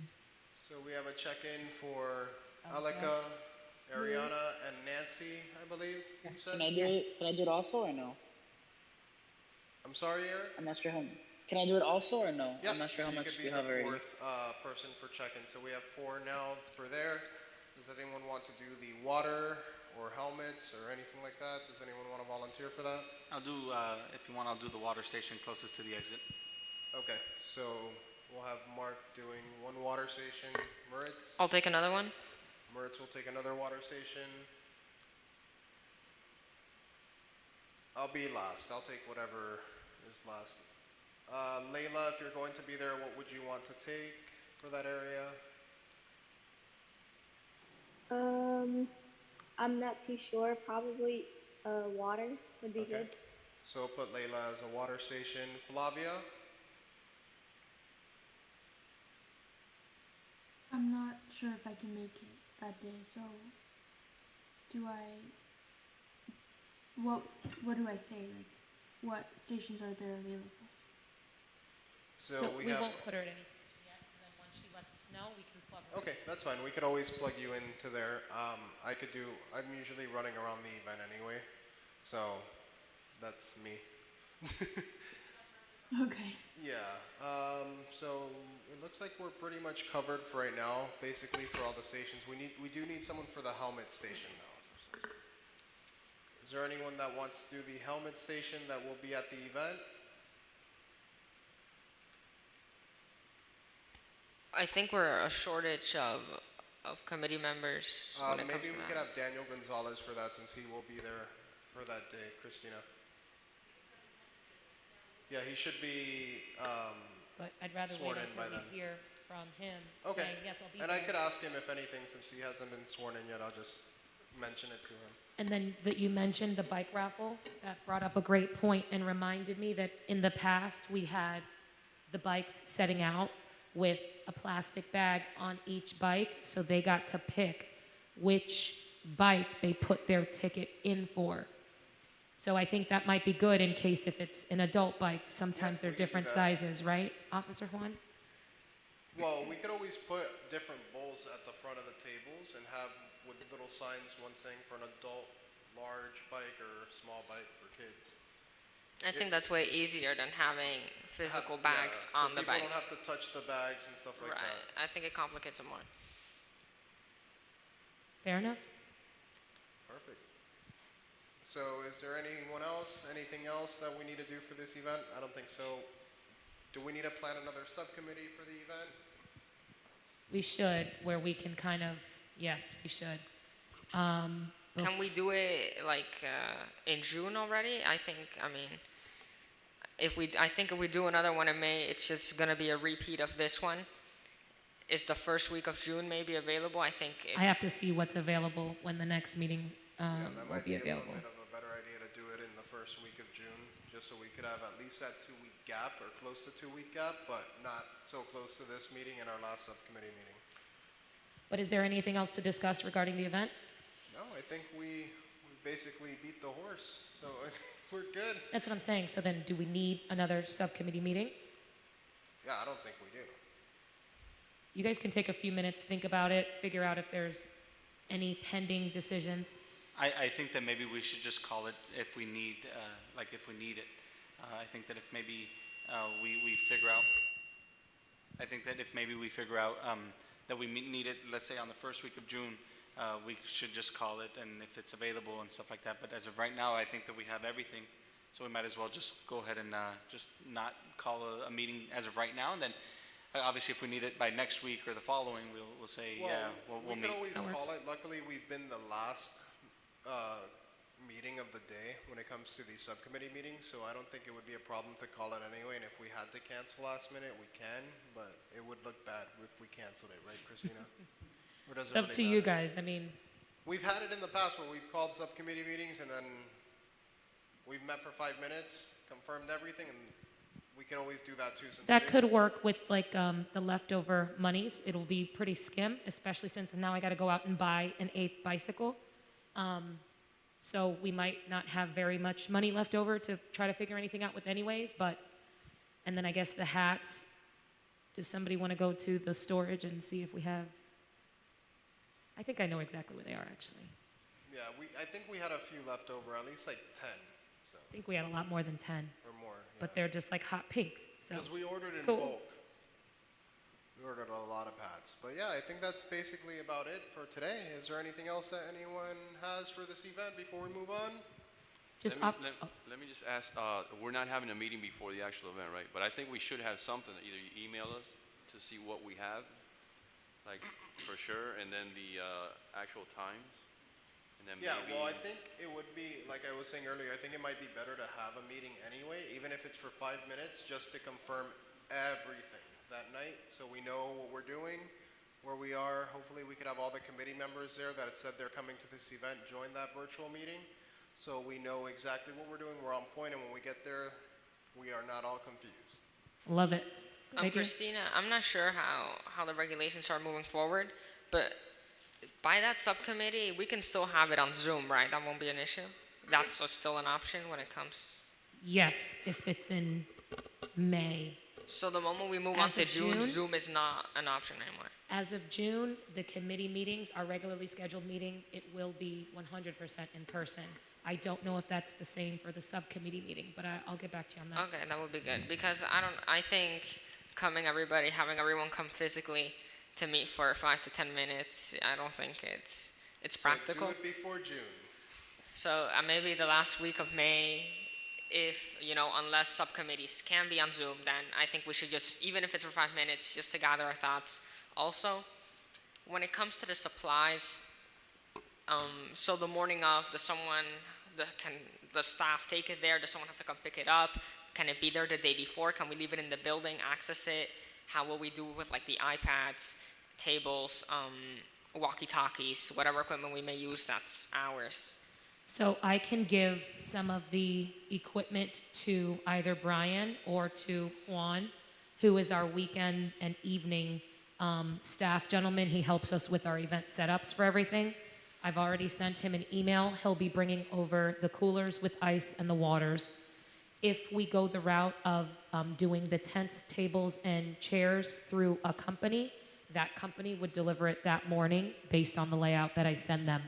We would still need somebody to meet with them in the morning to confirm that they're putting the items in the correct place.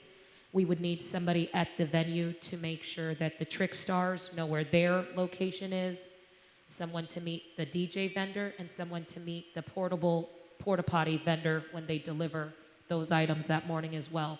So everything will pretty much be delivered. There's just a few miscellaneous items, like you mentioned, the iPads, the wristbands, and the walkie-talkies.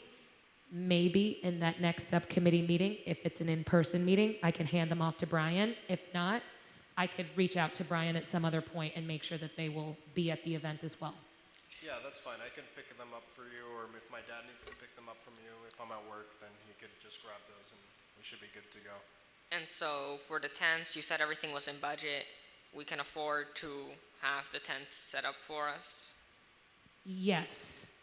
For the ones that I mentioned prior to adding the other one, I'll get another quote adding that other tent, table, and 2 chairs for McGruff, and as long as it's still within, it'll be fine. Worst case scenario, is there a way you can remove some tables and we can use town? Do we have tables that we can use? We do. Someone would need to grab them and make sure that we get them back as well at the end. Right. So I think it's more efficient to remove tables from the paid ones than remove tents, just because tents It's are a more possibility, complicated. but in transportation, that is also when things get damaged. So we could do that as well, but probably be better to use the vendor. And we still have enough money for the food, for the volunteers? Everything's in orders? Yes, Perfect. I already counted that in the 4,500 that was spent. So basically, since this is an off-site event for this event itself, usually if we're at Town Hall or if we're in a park, At where Mary there's a community Collins or center something like Royal that, Oaks, we just pull them from we inside. can pull the tables from inside the community center, but since we are not there, it'll just be easier to use a vendor. Okay, perfect. Sounds good. Perfect. Just want to add, Go ahead. Mark? 1 table and 2 chairs and a cover for pedestrian safety, and 1 for McGruff. Oh, for pedestrian safety as So well. so it's 2. 2 additional, okay. Yeah, 2 additional, with 2 chairs and covers. And I would also like to add that if we need to, and we need to transport tables from Town Hall, from the Mary Collins Center, from wherever over to that, and we decide, I don't know if that'll be discussed in the next meeting, if we wanted to just stick with a vendor, or if we wanted to bring some tables, I'll volunteer my truck and we can I have we my can truck transport too. too. So if we have to, we can't. However early it needs to be, we can figure that out. The main goal is to have the vendors, but if we have to bring our own tables, you have myself and Mark with trucks if we have to bring anything over, but preferably the vendors. We would save more with doing that with the tents than we would the tables and chairs. The chairs like $1, $2. Like we could use theirs, and if it's rain or whatever, those items are fine to use there. We would really benefit from using some of our tents more than the tables and chairs. We would save a lot more that way. But let me run the numbers again. Let me get Officer Juan, if you could send me the pictures of the bikes that we currently have. That way I'll go and get one that's different from the sizes. Like, I don't know if we have a lot of youth bikes, if we have the teenage bikes, like depending on that, I'll figure out what that last one is. And depending on that, that could also save us some money. If it's like, a smaller bike, it could be less expensive. But Christina, our tents, when we're a couple of people, it's doable, right, to set up? For our Halloween drive-through, I set up like 13 of them with just myself and one other staff member, so it's definitely doable. Yeah, It doesn't take too long. I've set up tents for the movies, and different things like that, so it shouldn't be that difficult if we have to set up tents. Yeah, they're the pop-up ones. They pop up. You just got to press the button Right, to release it. Don't try to do it without pressing the And for that, button. I'd rather have the committee members set up the tents instead of the volunteers, just in case. Regarding that, when it comes to the walkie-talkies, I don't know if the volunteers, it's a good idea to have them handle it. They're easy. You'll see. You just press the button and talk. But for the volunteers, do you want to No. have? No, that's what I was bringing. That's what I was coming to. So Right. everything that comes from the town when it regards to our supplies, when it comes to electronics and stuff like that, has to be handled by committee members. Right. No, I'm not worried about the, but I was just clearing up that volunteers cannot use them. Okay, perfect. And then Good when it point. comes to the water bottles, do we want to have, can we have like handoff unlimited, or do we want to have like a count? Do we have enough to give one person 4 water bottles if they come around 4 times, or do we want to have like? Yeah, we generally buy more water bottles than anticipated that we would need, just so that we don't have any issues. It's Florida, it's hot. We'll be fine with just giving out as much water as they need. Okay, perfect. Those were just some of my questions. Perfect. Awesome. So we'll move on from bike rodeo onto announcements. Does anyone have any announcements? We haven't seen everyone in a month. Anything new? Nope, nothing new. Perfect. That's a good thing. We're all doing the same thing that we've been doing the whole time. With that being said, do I have a motion to adjourn this meeting? Move it. Second. Second, we have a motion by Mark Gomez to adjourn and a second by Moritz. This meeting is adjourned at 7:50 p.m. Thank you, everyone. Thank you. Thanks, Have a great guys. night.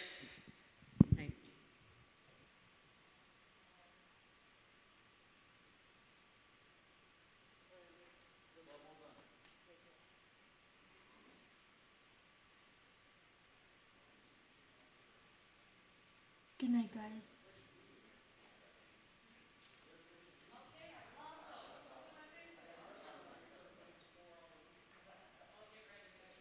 Meeting is done.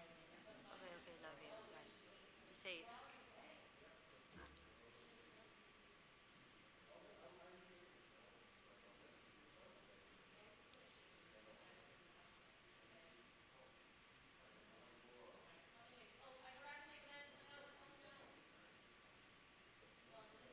Knowledge for everybody, anybody that may still be here. June meetings, I think I did mention it. June meetings will be in-person quorum that counts only. Oh, Christina. I'll send an email about it as well. For those meetings, It might just be in here since we could be more spaced out. are they gonna be the first Wednesday at 7 p.m.? Because I saw that lately, you guys have been having like meetings. Well, not lately, but there were some meetings that were like at 5. But I get out of school at 3:30, and then it takes me like an hour and a half to So get here. starting February, our regularly scheduled meetings is the third Wednesday at 7 p.m. Okay, 7. Perfect. So this is the regularly scheduled meeting. So if it continues It's as the of third June. Wednesday now. That's right. Yeah, third Wednesday instead. So I think that's our schedule moving forward.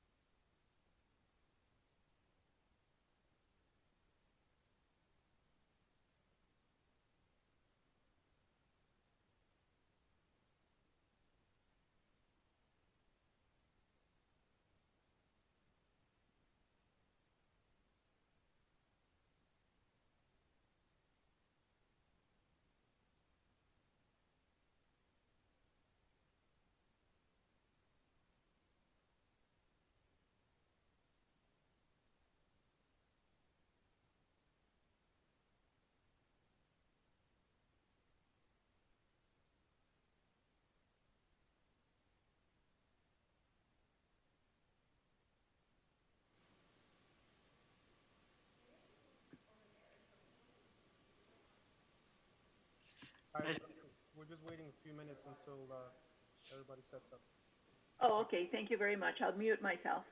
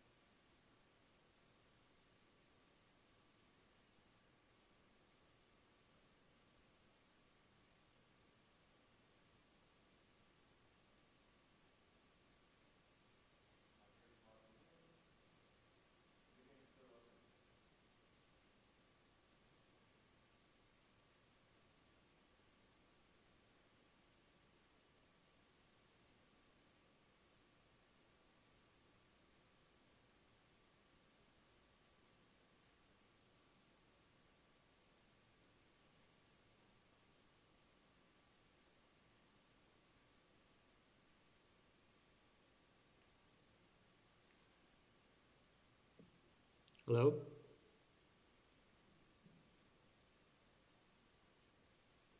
Oh, here comes Rudy. Good evening, everyone. Chairman Laredo's signing in right now. Soon we'll be able to start.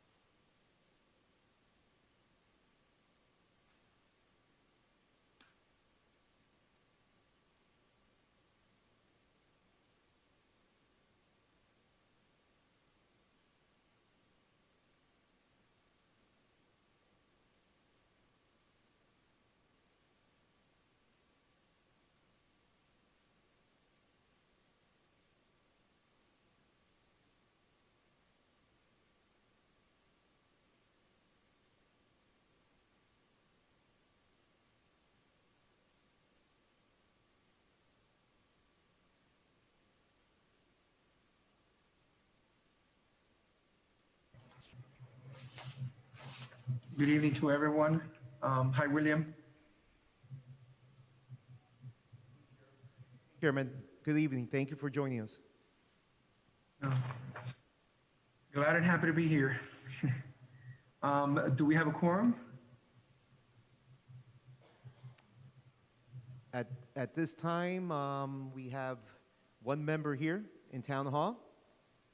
We have Ray, Jesus, Felicia, Javier, and Adrian, and yourself. So that's one there. Mario. I'm here. Mario's also online. Oh, Mario. I'm sorry, Mario.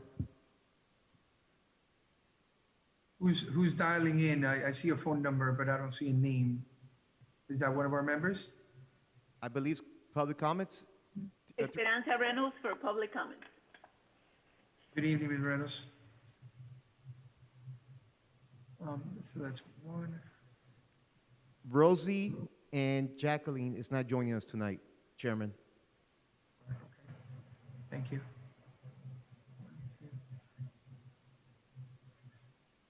7, 8, 9. I believe we have a quorum. 9. Yes, sir.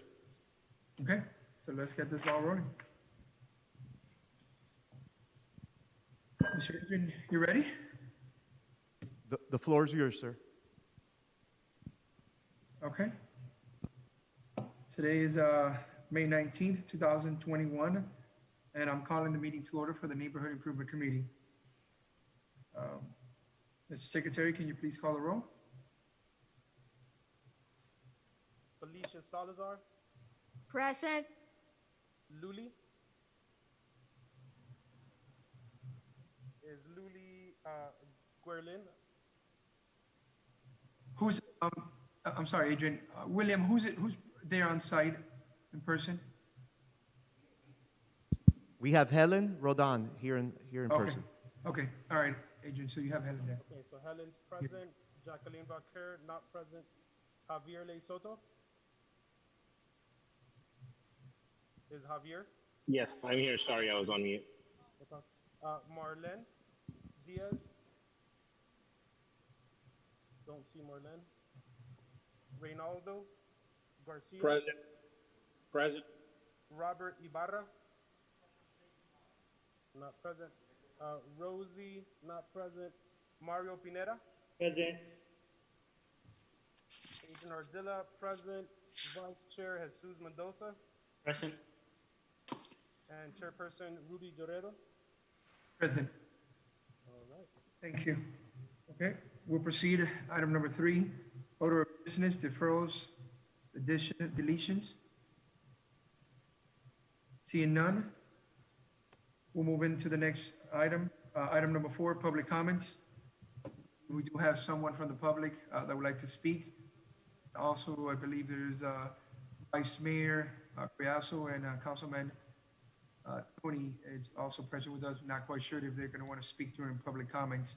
So Ms. Reynolds, the floors are yours. Good evening. Good evening. Esperanza Reynolds, 8465 Mentias Terrace. Before I start, I looked through your agenda, but I didn't see minutes of the prior meeting, so I'm not sure why they were not uploaded. But last night, I received a phone call from a neighbor who asked that I watch Channel 51 Spanish news station because Miami Lakes was featured in a report of a cow that had died. Town of Miami Lakes resident Angelo Cuadra Garcia was featured discussing how, I guess due to the drought or lack of rain, the cow were eating dirt instead of grass. The town manager, Ed Peterman, was also interviewed, and he said that like any other animal, cows also die, and that these fields are used for agricultural zoning permits, that there was nothing really wrong. But it seems like there is a lot of activity on social media over this, and I figured you guys needed to know. I don't know if you've seen a video also that was featured in Channel 7, I think it was, where Mayor Sid is interviewed, and it's all about the blasting. Since this meeting is usually attended by HOA representatives, I also want to let everyone know that Town of Miami Lakes Principal Planner Susana Alonso has a display of Russian dolls in her office that explains how the HOA process fits within the county and town code, and that we must comply with Florida statutes and federal laws. at Lake Glen Ellen HOA. We found that extremely helpful. It's really fabulous. So I hope that everyone visits her office and perhaps invites her to attend your own HOA meetings. It is really, it was a wonderful exercise for our property owners. And we want to say thanks to this group for the work that you're doing, because it is really benefiting the community. For example, last month, you featured a hydrologist that discussed the lake water quality, and I want you to know that we made contact of his person, and he will be attending our June meeting with Jeremy Badgen, and Jeremy Badgen will do the hurricane preparedness for our area, and the hydrologist is actually going to talk about our lake. He's a neighbor of ours, and he lives in Lake Sandra. We learned that Miami Lakes does not control the Muscovy ducks, which I talked to you about it last month. And rather than address this issue, what our HOA approved was 2 signs that will ask for our neighbors not to feed the ducks. And we're happy to inform you that we completed the maintenance of our perimeter wall, which runs along 82nd Avenue, 154th Street, and 87th Avenue, and then down 87th Avenue to 146th.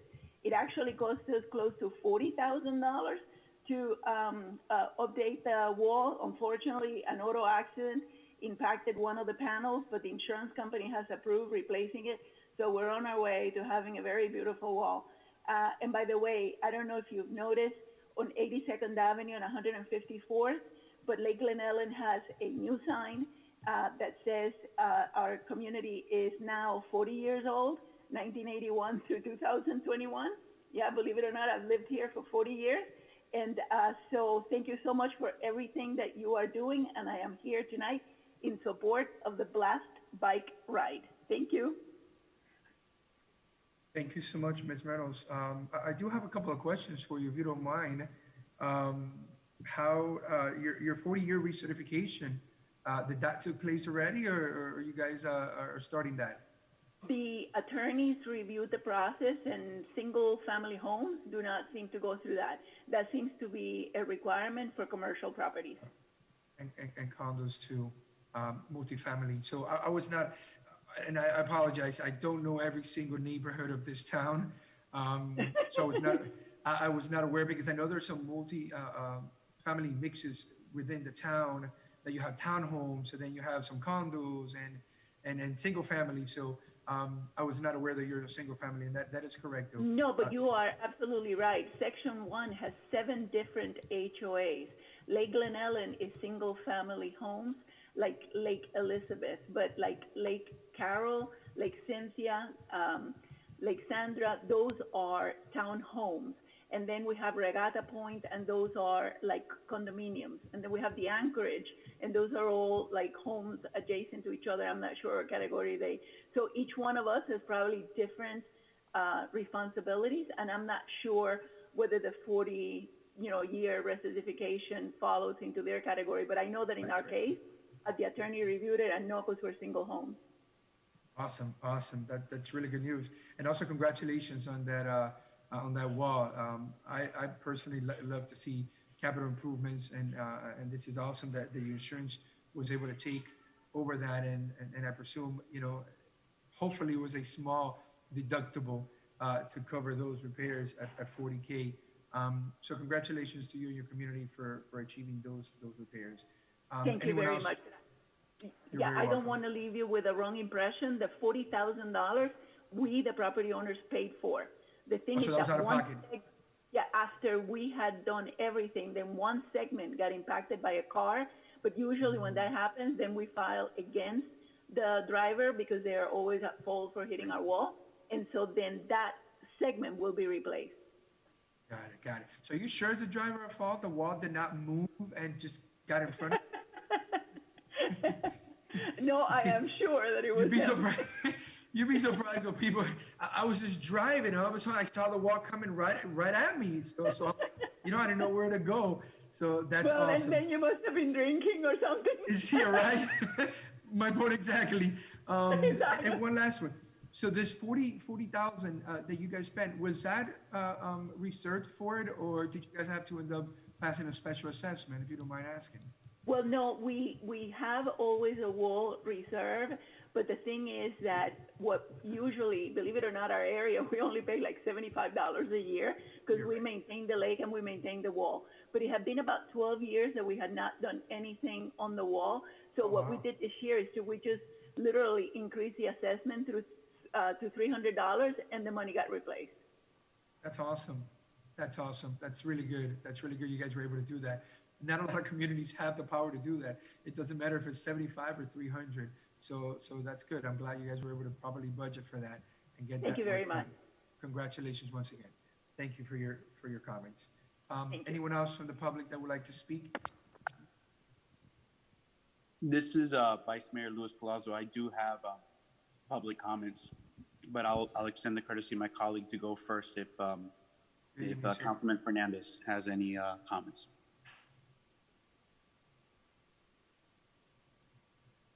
Thank you, Vice Mayor. I'm just here to listen. Wait. Hold on, Tony, hold on. I see two of you. Now, am I drinking or do I see two of you? Not yet, Mr. Chair. Yeah, no, there's just one of me, but I'm here to listen and Awesome. support the great work that you guys do. Thank you so much, sir. Nice to see you. Rudy, if I may, before Councilman Curioso goes, I actually know the caretaker that does the cows there on 154. His name is Jesse. I did call him when the situation did happen, when I saw it on Facebook, and he let me know that unfortunately, yes, the cows do get sick. They get sick, and sometimes you have a cow that might die, and unfortunately, that's part of his world. They eat something bad, or they just they get a disease and they die. So he is aware of the situation, and I believe he took care of it as quick as possible. Regarding the trash that was there and the cows eating, that was just, I guess that's trash that was blown in from the wind and into that area. But I do assure you that the owners of those cows, they are aware of the situation and they are taking care of it.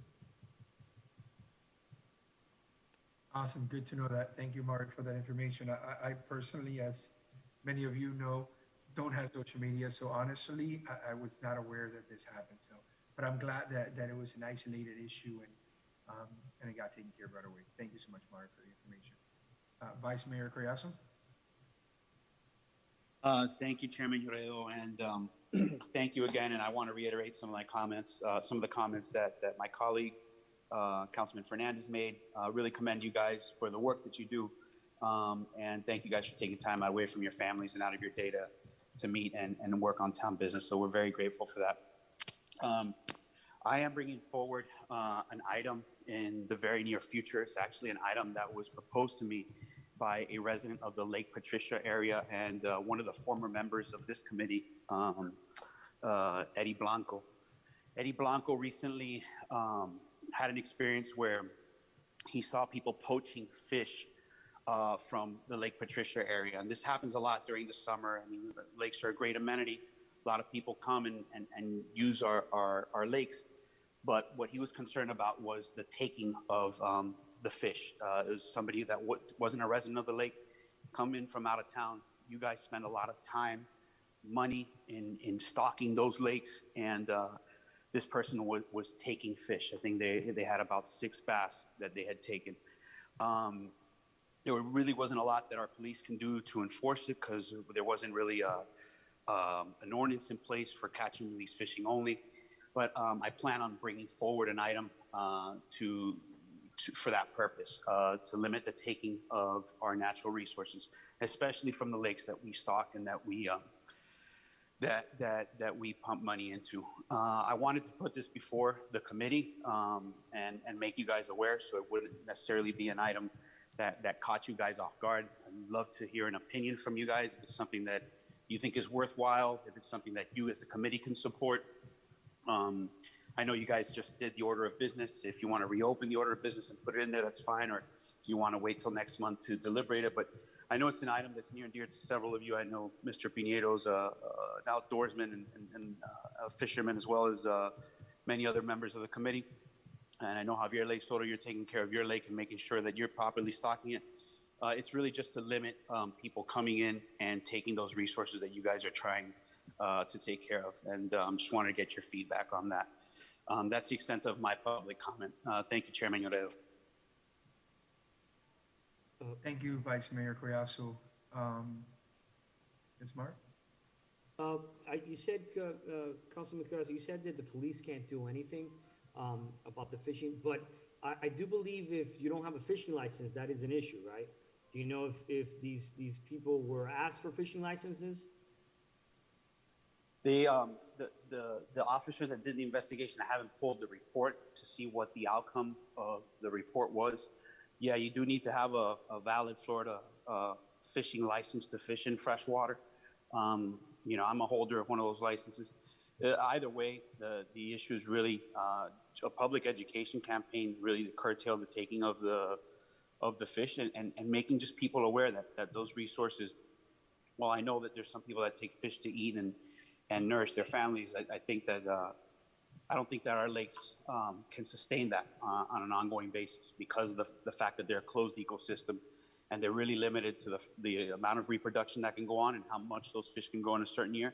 So somebody taking 6 large bass out of that is catastrophic to that lake. So it was just to curtail that. Again, it was a recommendation made by one of the individuals that lives on a lake who saw that, who called the police, and there really wasn't much more that the police could do. And I wanted to see how maybe we can address it. Definitely, I agree with you. We don't have the resources for people to be taking all our fish. As a town, can we do an ordinance on catch and release? Is that something that's possible, or? The item that I'm suggesting is to allow staff to look into that, to see if we can somehow make those lakes catch and release lakes only, and curtail the taking of the fish from those lakes. That's the new business item that I wanted to contemplate. Again, I wanted to put it in front of your committee to see what your thoughts were, to see if it's something that, you know, there's a lot of overlap, as Mrs. Reynolds mentioned in her comments, between neighborhood improvement, you know, people who are active in the HOAs, even our lake maintenance. Chairman Llorero, you're part of one of those districts, you know. So there's a lot of overlap among this board and some of the other work that we do. And again, it was a casual conversation that Mr. Blanco and I had, that I saw a lot of validity to what he wanted to do. And I wanted to take the next steps. And part of those next steps were to make you guys aware of what was happening and to see if it was something that you guys would be able to support. Thank you, Patrick. I don't know about you, Rudy, but I'm in full support of this. I feel not only do we can't expose these fish, but I know you guys spend a lot of money on your lakes trying to keep them, you know, beautiful, and part of that is adding these fish to it. So I know you said in the past, Rudy, that you've had to do it to your lake, and that was quite a penny. So I'm full of, you know, in support of this, especially, you know, for the lakes that are in your community. So thank you, Mario, for your feedback, and Vice Mayor Collazo. And I'm sure that you know that I'm fully aware of the situation. All of us have great connection rapport between each other. As a matter of fact, I participated that day that Mr. Blanco mentioned to you in calling and assisting in making sure that those individuals stopped what they're doing. It happens every other day.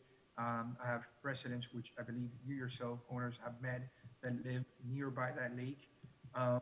However, I don't think that would be something that I would promote for the Neighborhood Improvement Committee right now, since we do have another board that's taking on that challenge and finding ways on, like you're saying, not only, you know, educate our residents, mainly signage out there. So what I do support, I don't think the Neighborhood Improvement Committee right now will probably be the ideal, since there is another board that I believe it was already put on an agenda to speak about it at our next board meeting. So I recommend to maybe wait to see what's discussed there, and because I think that one's more, it's around their neighborhood, their neck of the woods, that can assist. There is no fishing point, okay? So we're not talking about even catch and release. So I think what we have to do is work on an enforcement system. I've heard comments, don't quote me on it because I did not participate. What did I hear of residents that have called the police, and when they come out, they're telling these residents, hey, listen, man, you got to get out of here. You know these Miami Lakes residents. That's the comments from the enforcer that showed up at that point. Now, is that what everybody's doing? I don't know. Was those factual statements? I don't know. This is why I overheard. But there is no fishing, point. And the sign is out there. So maybe we just need to get more signs. We need to educate, but the majority of the time, at least with Lake Patricia, not sure about Lake Hilda, we don't end up recognizing any of those individuals that are fishing at the beach area, right? Nobody goes into the homes. Everybody just goes to the beach area. I actually have a video that was sent to me with this guy pulling out on a line, and what he was doing, he actually had a line inside the water. He started fishing them and then hooking them up on the line. So before you know, he's got 4 or 5 fish in the line.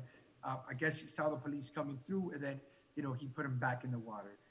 So while I do support, Vice Mayor Collazo, this initiative, I think it will probably be best if we pass it on to the Special Taxing District that deals with both lakes, and, you know, let us have, you know, take a bite at it and see what comes out of that.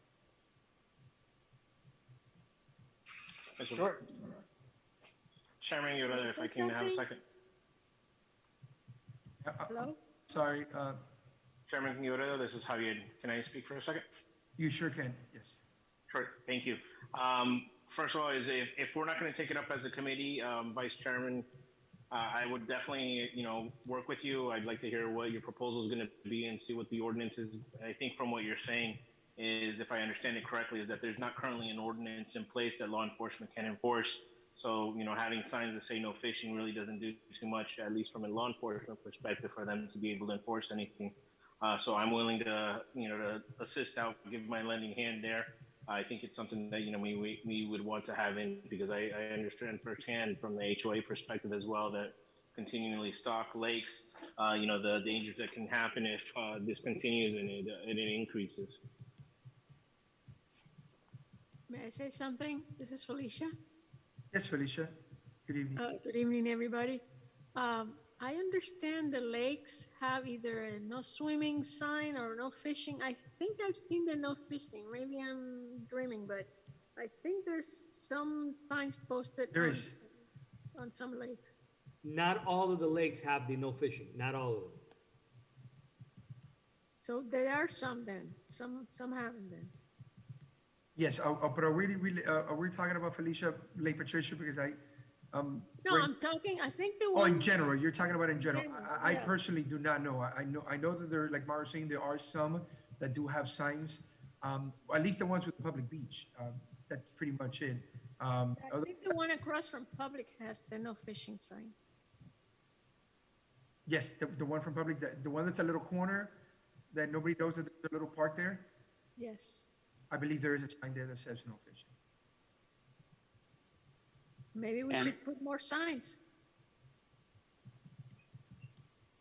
Again, I don't want to beat this up. I got the clear message from the chairman, and I appreciate Mr. Soto and Mr. Pinheiro, your eagerness to help. This issue was brought about not by no fishing; it was really the taking of the resource from the lake, and that's an issue whether it's happening in our public beaches or it's happening maybe from somebody's dock, right? The lakes are a closed system, and it's very hard once you have large bass being taken to replenish those at a rate that's sustainable. So it was just something that was brought up, and I'm glad that you're familiar with the situation, Chairman Llorero, because it was brought up by a resident of Lake Patricia area that you know very, very well.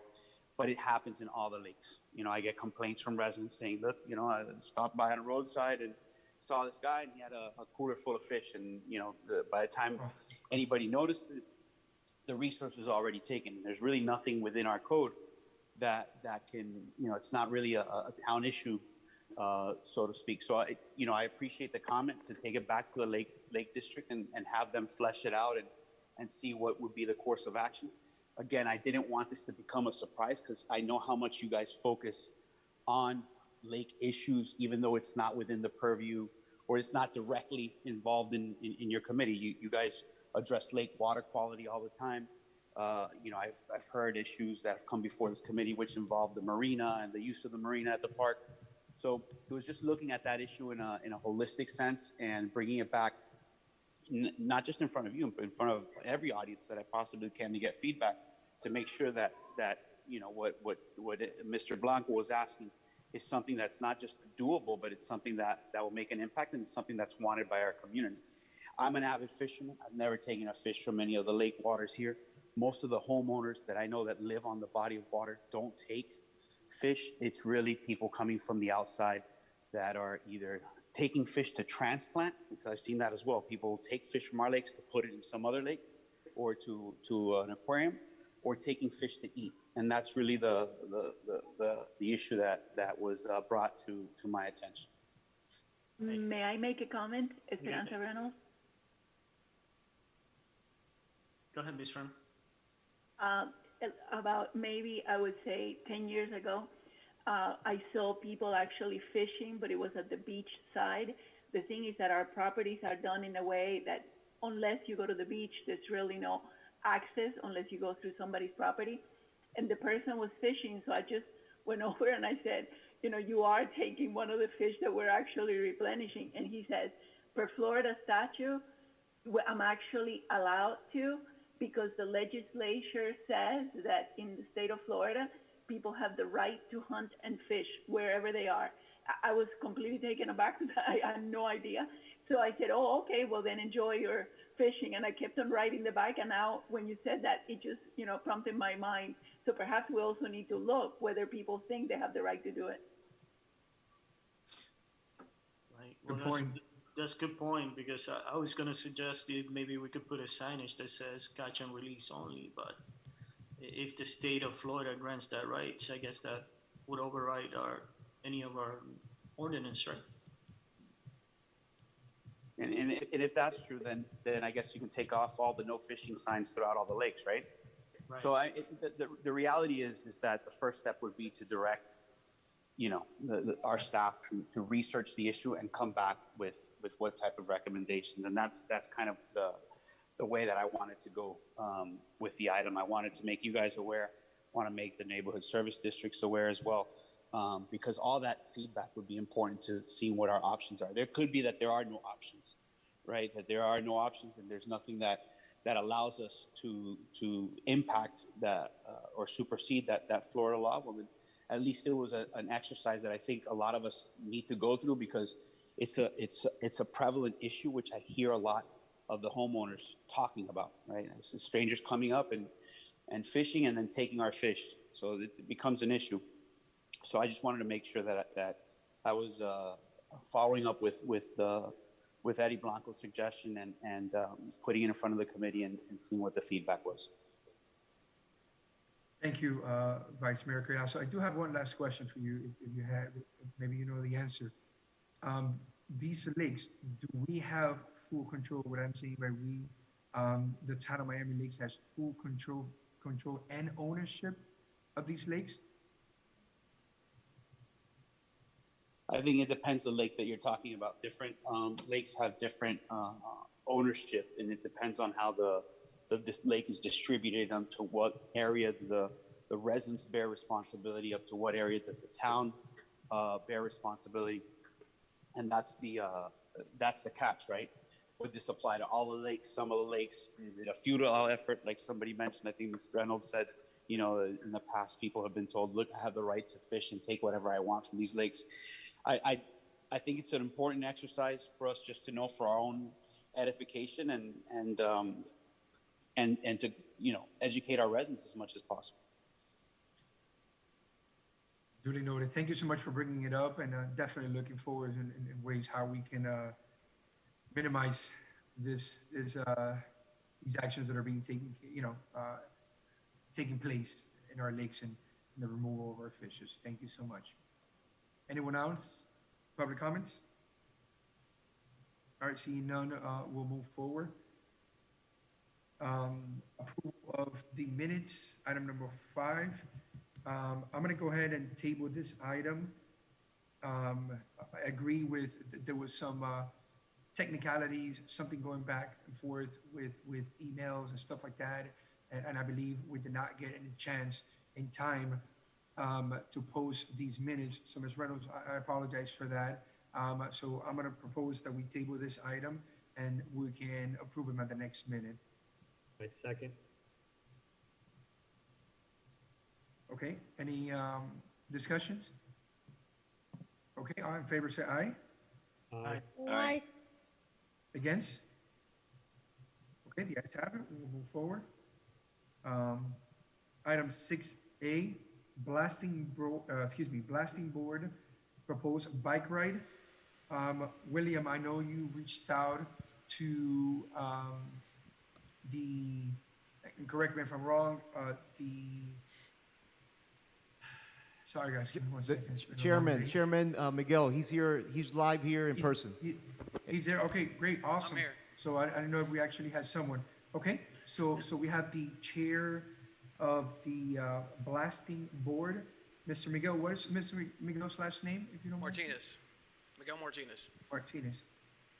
Okay, well, good evening, Mr. Martinez, and welcome, and thank you for taking the time of coming out and present your proposed. I believe this is something that was discussed by your committee. It was also blessed by the council, so the floor is all yours, sir. Thank you, sir, and thank you for allowing me to speak.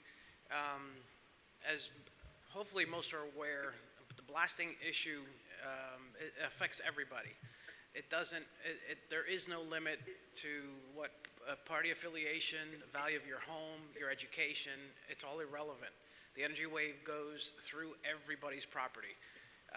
Of the areas affected, I have yet to see a property that hasn't had some sort of damage, believe it or not. That being said, I've been involved in this issue for over a decade now. I'm almost embarrassed to admit. But recently, the amount of traction that is happening, I have never seen before. One of the big things that are, and it's traction as far as raising awareness to the issue. There are still people that don't understand what's happening. They don't even know about it. So on a personal level, it's very frustrating to me for the amount of efforts that I've put forward that still exists. That being said, there's been a lot of, what's been needing is a lot of out-of-the-box thinking. So fortunately, Hope Reynolds at a previous meeting of the Blasting Advisory Board had an out-of-the-box thought and create a blasting ride. This in light of, again, raising awareness for the community. It also, in light of the pandemic that we're finally exiting, allows people to come together as a community, go through the town via bicycle, see firsthand and witness blasting damages that many people are not aware what it looks like. And at the last meeting we've discussed this, where we can end the ride at the farmer's market. Rep. Fabricio and hopefully Alex Rizzo both are being requested to lead the ride. And now I know Hope has spoken to Rep. Fabricio and sent word about it. I personally spoke to him as well. And we have some conflicting schedules that we're looking for a plausible date. And at the latest now, it appears, although we wanted to have it this month is considered Bike Month. But obviously it's too soon to have it this month. It's too short of notice. And so the next available date comes actually to June 19th, which is the Saturday before Father's Day, which could be a nice family weekend when you think about it, that if Saturday we can enjoy a ride and Sunday continue with our fathers. The intent is to ride through the town and end at the farmer's market. We would have some members of the Blasting Advisory Board man a tent and provide information to the public, along with riders going through the town, seeing different areas, and ending at the farmer's market, which hopefully then would entice more people and more interaction I think it's a good thing. It's a win-win for everybody. We're looking to seek for joint use of it all with all the other the committees, with yourselves.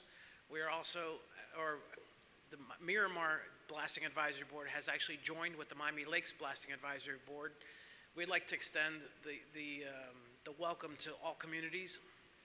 This is a topic of strength in numbers, and nothing nicer than Miami Lakes be the lead on this topic.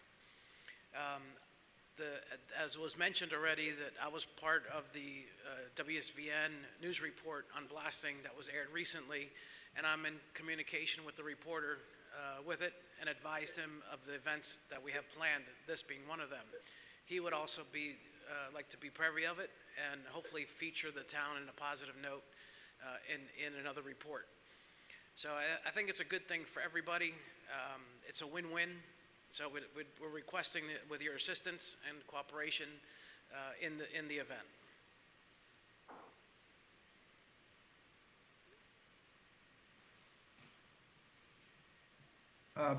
Thank you, Mr. Martinez.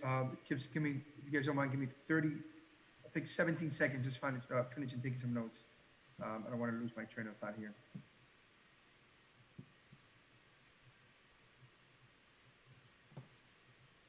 Okay, sorry about that. Some of you that know me, I'm not such a quick note taker. So, Mr. Martinez, first and foremost, thank you so much for taking your time and coming out and speaking about this. 10 years, it's commendable. I don't know how you have done that, to be quite honest with you, sir. But I personally appreciate your time that you have provided to this matter and to the town, and your continued effort and the nonstop giving up. It's commendable. Having said that, bike rides, it's one thing that it's dear close to me. Begin the bike rides that we have. I don't know if you're familiar with the bike rides that the Neighborhood Improvement Committee pretty much puts out 3 to 5 months of the year, and usually they're the colder, whatever that means in South Florida, months. And I actually don't think it's a good idea, as you mentioned. I think it's a great idea, to do this. So with that said, I'm going to open up first and see what kind of feedback, I get from my committee members, and we'll go from there. Thank you. The floor is open.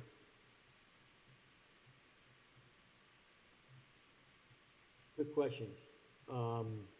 Obviously, we're going to have a tour guide for this bike ride. Is that the idea?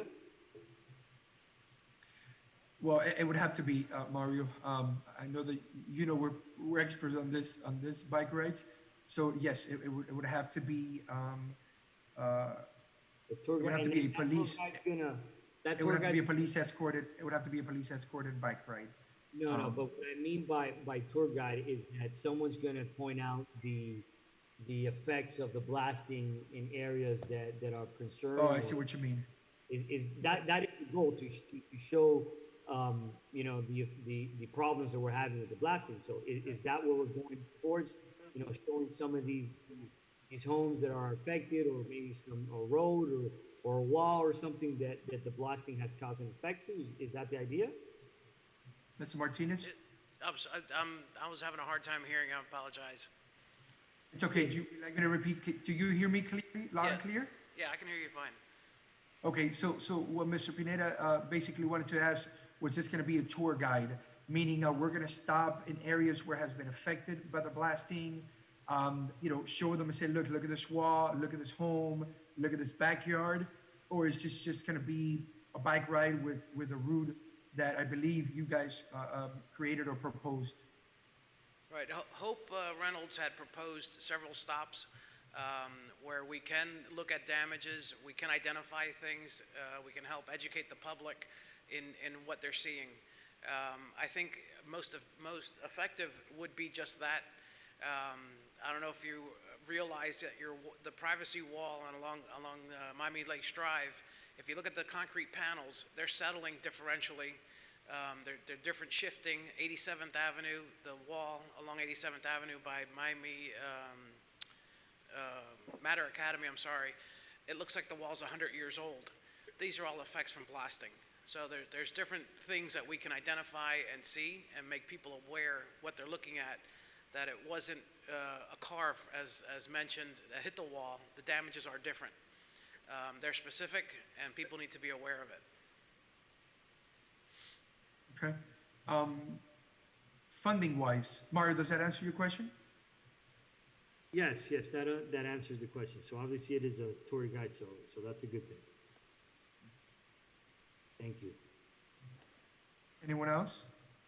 This is Jesus. I'm in support of supporting Miguel. I had the honor of serving with him on the prior blasting committee, and a decade is a long time. He's very dedicated, very knowledgeable, and he has kept the voice of the town and the residents that are being affected by this. Like he said, doesn't matter who you are, we're all getting affected by this. I'm also glad to see that the work that Mr. Fabricio has done. He's our new rep, and he's been in office for a short period of time. I saw that yesterday, the day before yesterday, he met with the governor to talk about this issue. He has done a lot in the past few months that he's been in office, and I'm sure that Mr. Rizzo will support the cause as well. So I'm all in support. I think it's a great cause. I think if we can go and make some noise and help push this item forward, it would be great for the community. I also, it's really loud. I think it's a really creative idea, a creative way to spread the word. So I'm also in favor of it. I think it would be nice to have a little bit more of a tie-in. Maybe have a flyer or a QR code that people can scan just to get a little bit more background. Not everyone that attends our bike rides may necessarily know what the blasting issues are. Although living in Miami Lakes this long, I don't know how you don't know that it's an issue. But at least on my end, I grew up on, my parents' house, they constantly receive blasts. Where I live right now in Miami Lakes, I don't feel it at all in the last 6 years. So I do think there's a dual experience in Miami Lakes where some people may be aware of the issue and other people aren't. So I think it's a cool idea to spread the word a little bit more. Definitely, yep, I agree with you. Okay. Any additional comments? Okay, so Mr. Martinez, I do have a couple of questions for you. Sure. 10 years in the making on trying to stop this. What has happened, I just got it in a nutshell, right? The Reader's Digest, version, the summarized version. What has happened in the past 10 years, and why, in your opinion, actually, no, let me take that back. What have you seen? What kind of progress have you seen in the past 10 years? And where do you honestly see this going? And I'll say I'll give it because I can't say it 6 months, but I said the next year or two. 10 years is a broad time, obviously. Specifically in advocacy, in fighting for our homes and properties has been the past, I'd say, 4 years. However, getting to your question, in the past year, I was part of the first advisory board for Miami Lakes. When it sunsetted, I created my own group. Within that group, we through an attorney's office, they sponsored a study, and we were able to scientifically discover what's occurring and prove what's happening. Obviously, the report is a work product function and is owned by the attorney's office. However, the knowledge and the information he's allowed us to share, obviously without divulging the actual specific report. And in reality, what has been uncovered is that the energy wave that we're experiencing is actually a known phenomenon that has been studied rigorously by the Department of Interior. Since we've exposed these facts that they are now known, the blasting intensities have altered. They have changed the way they're blasting. In other words, they are responding to our statements. So there has been a cause and effect. Believe it or not, they have lowered their intensities since we monitored them. We have equipment around the area, multiple equipment, and we've been monitoring the blast. And when we first engaged this study, the blast energy levels was much higher. For the past year, people being at home, they're more weary, more aware of what's happening since they feel it. To my own effect, I was educated by the engineers and to identify the difference between the seismic energy damage, it is specific, as opposed to other types of damage that occurs to our homes. Structural damages, from settling to differential movements, thermal expansion, and specifically to this, the seismic energy wave. We have also measured the energy wave that they are producing, and it has a wavelength of 3 kilometers. It's a sine curve, and carries a payload of 4 different energy wave or seismic waves that go with it, similar to an earthquake. Each payload wave is specific and cause specific damage, and we could see them, and that's what we're referring to when we want to point out to the property so you can identify what type of damage is what. I'm not an engineer, I can tell you that, but I have a degree in architecture, and I've been a general contractor for quite some time, and I've been involved in construction all my life. So I'm pretty versed in the construction industry and its parameters around it. So to identify why the damages occur where, I have a knack for it, let's say. I've developed an eye. So they have changed, they have altered, they have created double blasts from a single, originally it was a single explosion, massive explosion. In my office is in the PSN Town Center, and I recall before getting involved into this heavily, where you could actually hear the energy wave coming from the park that's behind the office, sound like a freight train coming at you. As it goes through the building, my monitor fell off my desk, and I have polished concrete floors, and I watch a crack go under my feet and traverse about 12 feet on a single blast. The intensity was that strong. The storefront glass rattling that I'm fearing that the glass, literally my desk is next to the windows, and that they would break. We own a rehab clinic.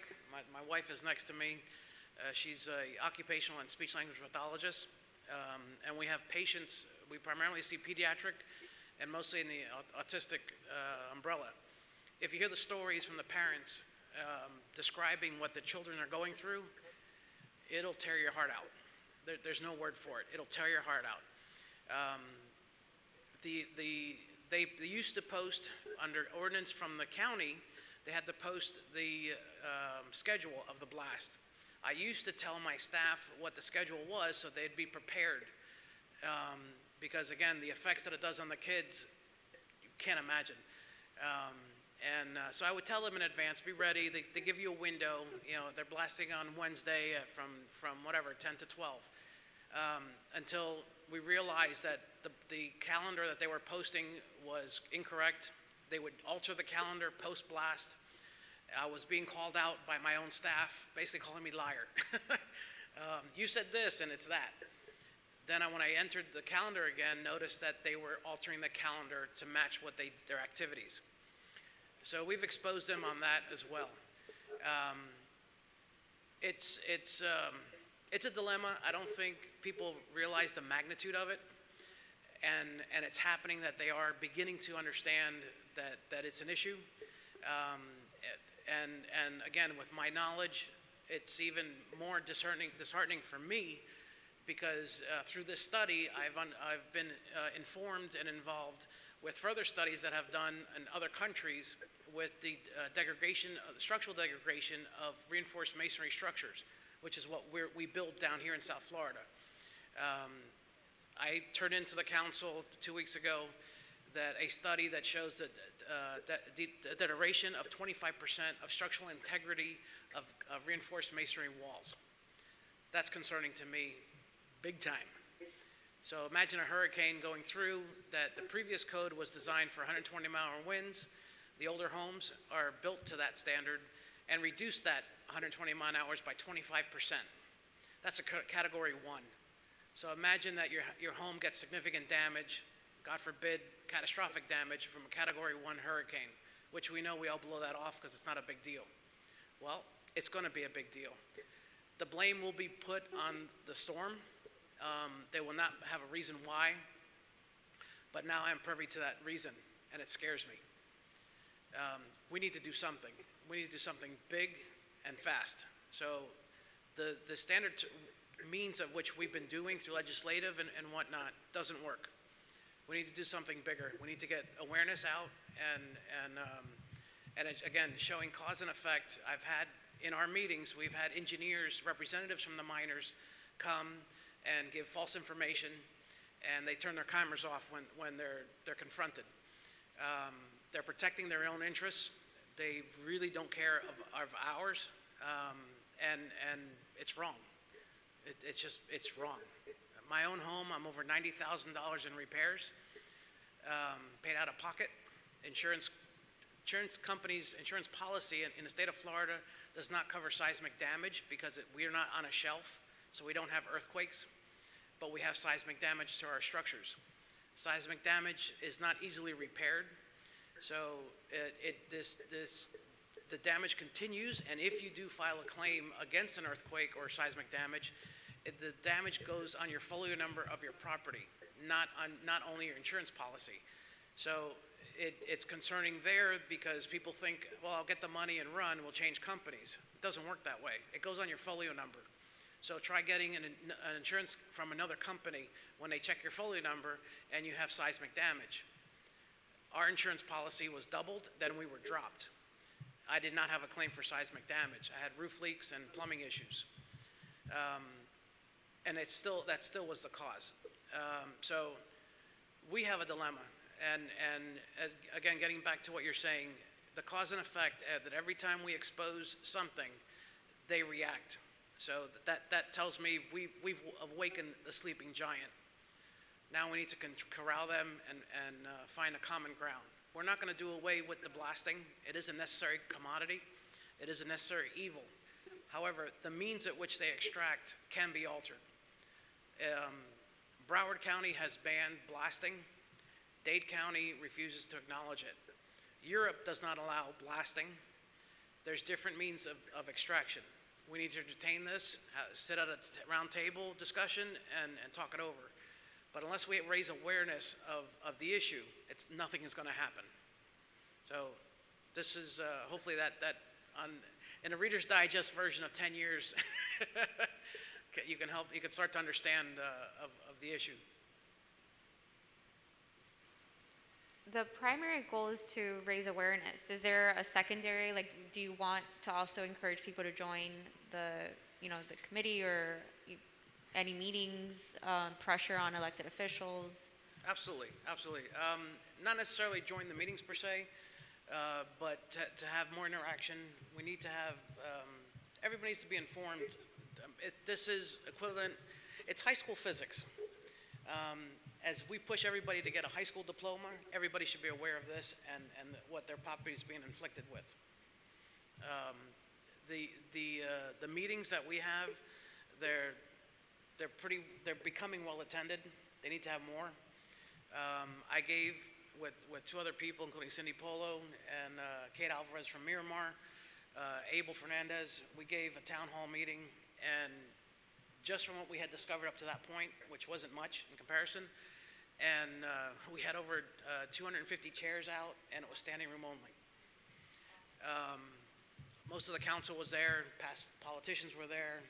I was impressed. It was the first time I actually gave a public speech, whatever, and it's an issue. It's an issue. We need to get resolution on this, and awareness, I think, is the proper way. I have another follow-up question. You mentioned, I wrote down a few of the things, the issues that stood out to me the most. One of them was the effect on special needs community. You mentioned specifically those with autism. Have you interacted with the special needs board and seen their feedback, or heard from them as well? Like if there's anything that can be done to, I don't know, improve the situation. I know you also mentioned the calendar issue. They're not very good at actually letting people know when blasts are going to occur. They no longer post the calendar at all. It was removed after it was discovered that they were altering it. The special need community, obviously we're heavily involved within it as being therapists. When you hear stories from parents that they're crying to you, that they don't know how to answer their child that says, "Mom, what was that?" Or they have an autistic child that's nonverbal and they just break out laughing because that is the only means at which they can express a feeling, a sensation. Other children, again, stories that we have, the child goes hiding and hides under the bed. They don't know if their house is going to fall. My wife, she could tell you one session we had, we were packed. We were full. With multiple sessions happening, multiple therapists happening. She was giving therapy to a nonverbal child, giving speech, and a blast hits. She has figurines which they play with as part of the therapy treatment, and it was dead silence when the blast hit, I'm assuming the child had saw Jurassic Park the night before. So the vibrations of the Tyrannosaurus Rex walking through the woods there, he grabbed a dinosaur from her bin and just pointed outside. He says, "Dinosaur!" Pupils dilated. He was shaken to the core. It was his first words he spoke in our clinic. So everybody, grateful he spoke, but my God, the nightmare of a 4-year-old thinking that a dinosaur is rummaging through our garbage cans in the back of the yard, that's not right. That's not right.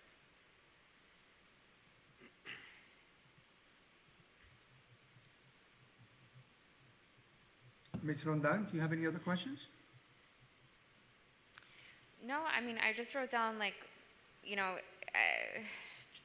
it just sucks, honestly. Like, I can't imagine as a private property owner that, you mentioned the folio issue. The idea of, this may affect you being able to resell your property. That's obviously a big consequence for homeowners in Miami Lakes. So that's something that I'm learning with the information that you're sharing. I hadn't realized that it went that deep. So thank you for coming, but no, I don't have any additional comments. Sure. If I may, if you guys were to go into PSN, which is an older community, you will see that a commonality between the properties. It's starting to happen in my community. I'm in Esplanade. I've seen some properties here. Although Miami Lakes, they've done a great job maintaining it. So they make these corrections, but they're not seeing the reason why. You will see that by code, the footprint of the house, 5 feet out from that footprint is to be demucked as you prepare the site. The roadways are also demucked, the sidewalk. But in between those two lines are not. So you'll see properties that are sinking. They're dipped down after the sidewalk and then come back up to where the house sits. That's liquefaction. That's created by seismic energy waves in water-saturated soils, and PSN is a classic example of it. You'll see the driveways in PSN, on average, are about 8 years old. That's unheard of. The homes on the west side of I-75, which I know with the bridge issue and whatnot, but look at those homes. Those houses are 3 years old, and they have the same damage as PSN. It's not a coincidence. They keep blaming on improper construction, the contractors, the soil, everything, but they don't point a finger at the mirror. That's what they need to be doing, and that's what we need to address. Okay. Well, thank you, Mr. Martinez. Definitely not the Reader's Digest, but I appreciate you're providing this information to all of us here present. So I ask a question. After so many years, this seems very harmful in one way or another. Why it continues? why, in your opinion, Broward removed it, and Dade County still same page? They haven't shown any signs that they're going to do anything. They haven't shown any positive reflection on all this. What in your opinion? Why not? Why are they not doing anything? Why are they not moving the needle forward? Other than we went, and I think I took a note here, where they lower the impact force that is taking place. If this is so harmful, if homes and drivers are sinking, if you have spent $90,000 plus in your home for the past, I don't know what, to make sure you maintain your home from these blasting, why nothing? Other than the reduce of the impact. So why? Okay, I think you have several questions. Why haven't they moved, or why hasn't? Why haven't they moved the needle into a more how do I put it? A more effective way, right? They did move the needle, right? Because it went to one big blasting to now two smaller ones. So, but why only that? Was that just to humor a residents, or? It's hearsay. I've just been told. I don't know if it's true or not, but the mine at White Rock, as an example. Now, Miami Lakes is affected by 3 different mines, actually. But White Rock, as an example, I've been advised that they extract $1.1 million of white gold, lime rock, per day. Right. So if you want to talk numbers, that's a nice number. Rudy, if I may, and please correct me if I'm wrong. From what I'm hearing from you say and what I see is that we are just a small community compared to the power of this company and what they do. So I understand Rudy's point. After 10 years, do you see this going anywhere? Basically, or are we going to be in this same spot in the next 10 years, where they just reduce the power of the detonations just to keep us happy, or is there ever going to be an end to this? Because you've been 10 years on this already, and yes, you had to move forward that significantly that we see damages, come down. Are we even, going to see something happen? We're a small town compared to the power that they have, and you just said it right now. White gold. Every single road in Florida is made from white gold. There's no stopping that. You can't say, hey, let's not take any white gold out because Miami Lakes has an issue with homes. I don't think we're ever going to look at a solution because we're just small. We're 33,000 residents. We are. The Miami Lakes is a small town. Agreed. How many mayors have you known have written to the President of the United States requesting help? One. Okay. Wait, I don't know any. Yeah, I don't know any who. Do we have a mayor that went to the President of the United States about this? Mayor Manny Sid wrote a letter to the President concerning this. Okay. Okay, so Mayor Sid has written a letter. We have penned a letter in support of his, and it is to be placed, it was agreed on the council to place that letter on the town's website, where everybody can digitally sign it in agreement, so to be submitted to the president, showing numbers in force.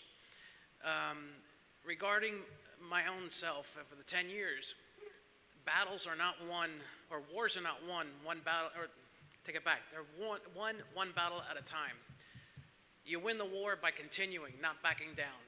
So I'm not looking, and I'll say it 100 million times, that to shut them down. That's not the case. But we need to find some common ground where we all can coexist. That's where the issue is. So And what do you recommend? Sorry to cut you, Mr. Martinez. What do you have in the knowledge? What is a common ground? What do you recommend as a common ground? If right now they turn around and say, you know what, Mr. Martinez, you've done a great, fantastic job. 10 years, way to go. You push us to the wall so hard, you call our attention. What do you call common ground? Common ground is, I don't feel the blast anymore. Common ground is, if I could wave a magic wand, I like not necessarily bring it to Dade County, the control, but local control in which there's some agencies that will regulate this properly. The issue is we're having here locally is that we reside on the Biscayne Aquifer. water is incompressible. And if you, as you guys were talking about your lakes, if you throw a stone, a pebble into your lake, that ripple will carry across the pond, across your lake there. That is the same principle that's happening with the energy wave. It's getting carried underwater or underground through the water to our properties. This has to be identified. Now, Tallahassee, they're choosing to ignore us because we are a freckle on the state of Florida. And in this freckle, we're sitting on the Biscayne Aquifer. We're highly affected. And the rest of the state is not. The mining actually started in Florida, organized in Florida since 1914. But nowhere do we have the Biscayne Aquifer. That's only here. So it is a local problem, and it needs to be identified. The state did sponsor a study a couple years ago by Respect engineering firm, and they identified the issues as well. So everything is collaborated and funded by the state through our tax dollars. It needs to be now addressed and addressed properly. There's been, on that report alone, we found many erroneous statements in it. That I don't want to bore you guys going through it, but they also identify very pertinent information that needs to be used and utilized in our issue. The issue is a local issue, and we need to do something about that. As far as the local or the county government per se, they support mining industry. Now, in supporting of the industry is one thing.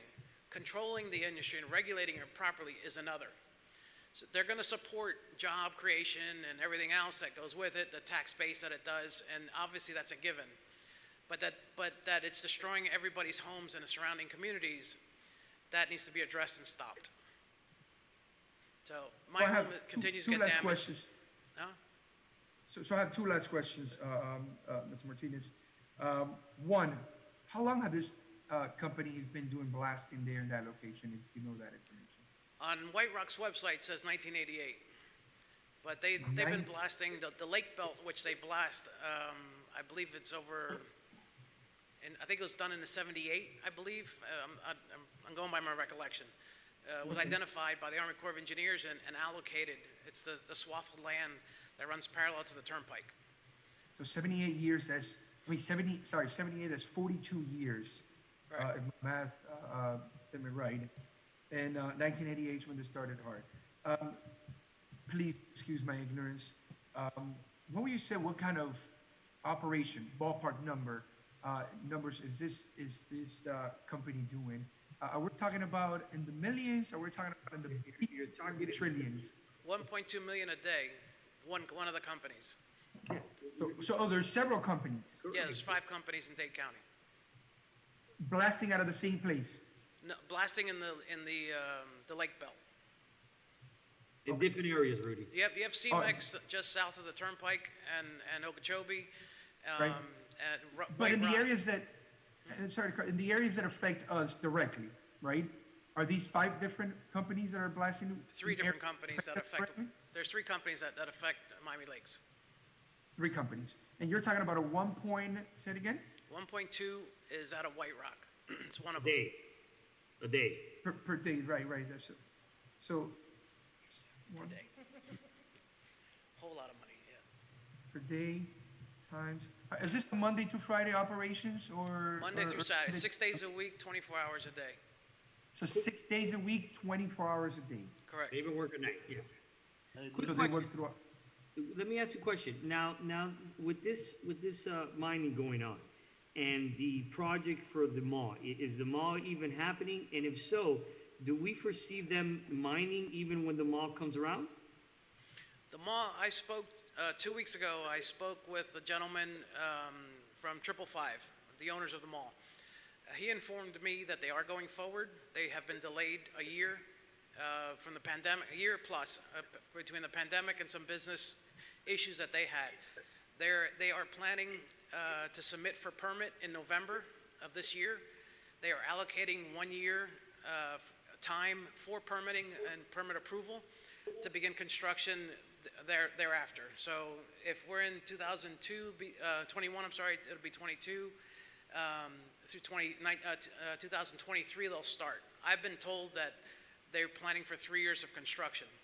And phase 1 and phase 2 will be built and then they open, and while phase 3 is being completed. Now, the location of this mall, the blasting is eventually going to affect them as well. Right. I asked the gentleman if he's aware of the mine. He said he is, and they're hoping that the mine will be completed before their project is. I have a question. This is Felicia. I have a question. Hello? Yeah, I'm sorry. Felicia, give me one moment. I think Mario was still on his question, if you don't mind.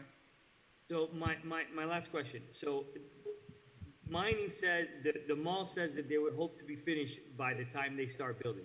So if where I'm going with this is obviously the mall is a bigger ball player than us. I would say. Now, if they have a foreseen that their mining is going to end in 3 years, is that something we foresee as well? Because I don't see a company investing billions of dollars into a project where it's going to affect their building as well. Okay.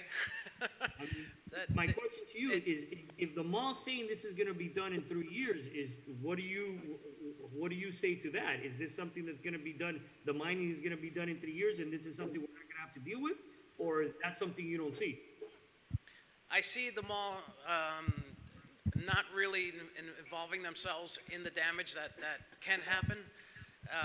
I see the mall similar to Disney, that it becomes cost of doing business of any repairs that are warranted from the damage.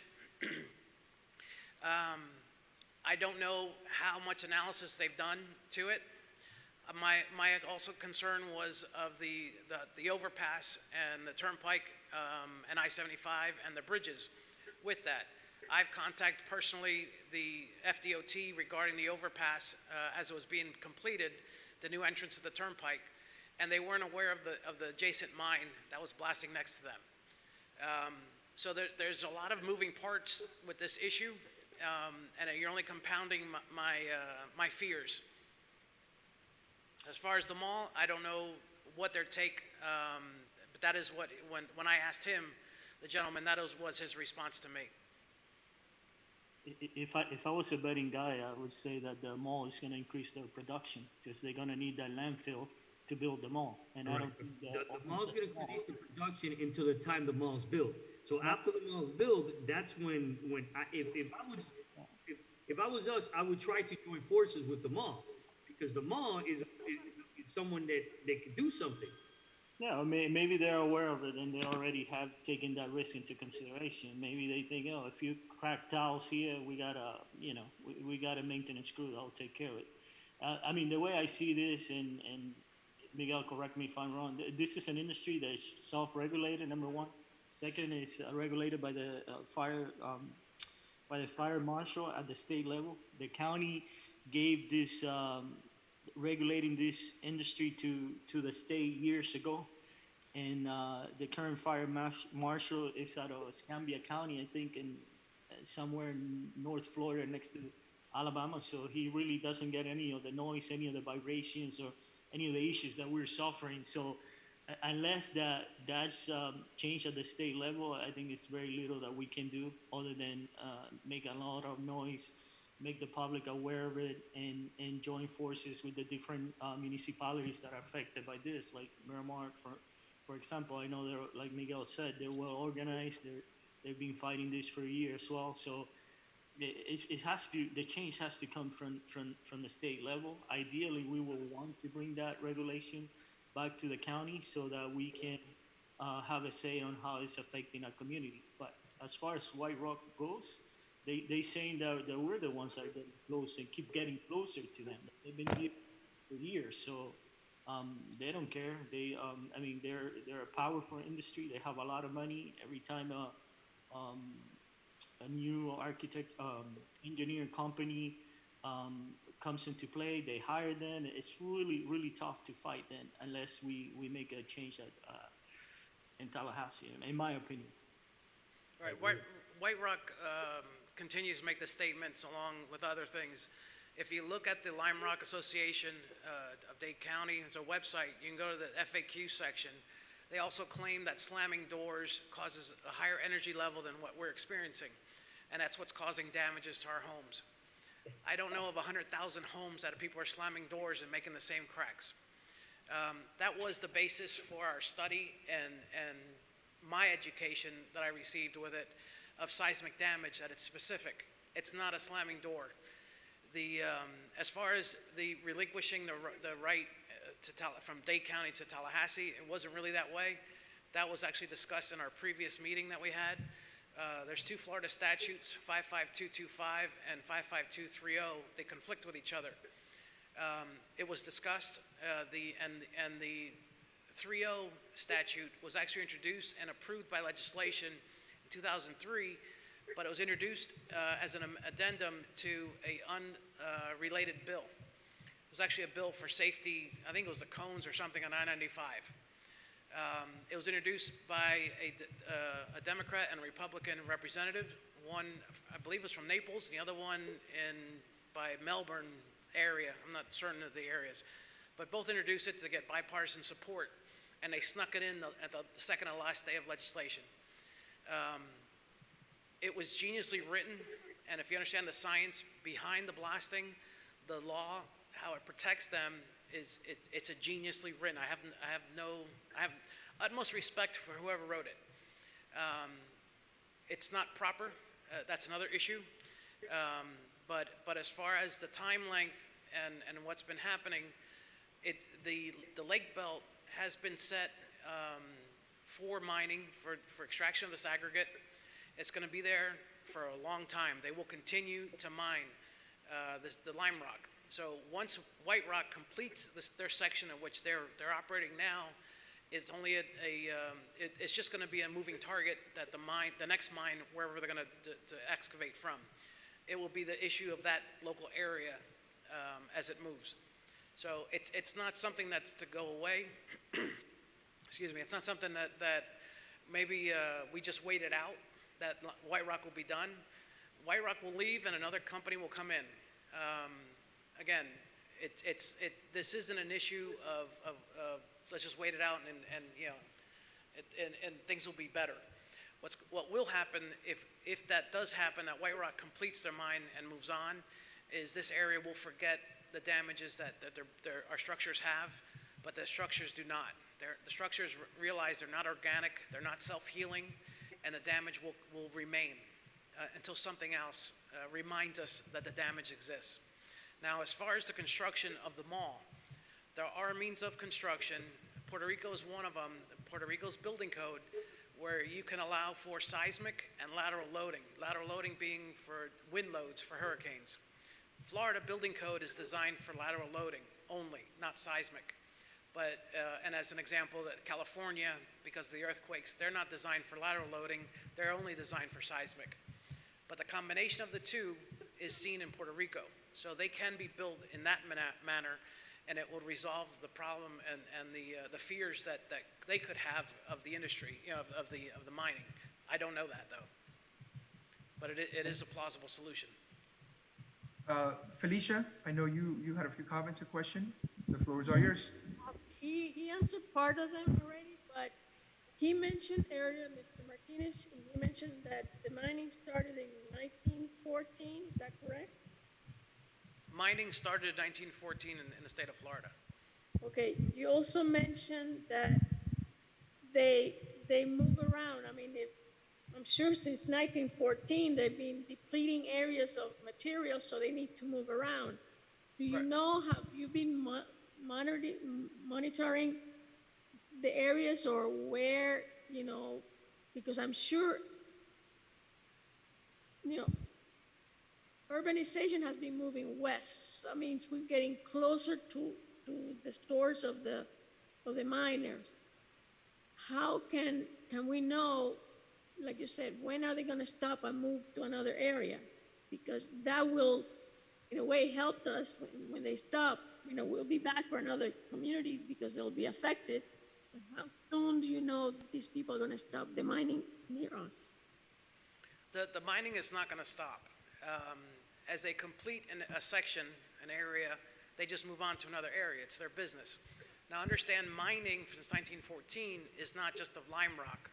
They're actually mined for other natural resources throughout the state. I don't recall the differences. In our area, we have lime rock. It is the filtration system of the aquifer.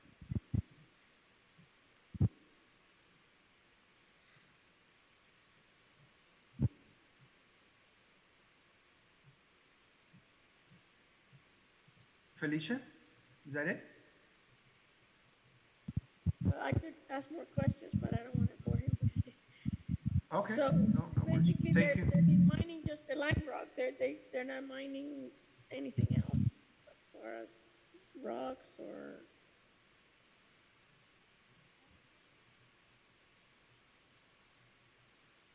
I don't think Ms. Martinez, excuse me, I don't think Mr. Martinez heard you. Was there something else? I think Felicia said something else. Felicia, what was it that you said? I don't think I heard you. You have to mute yourself, Felicia.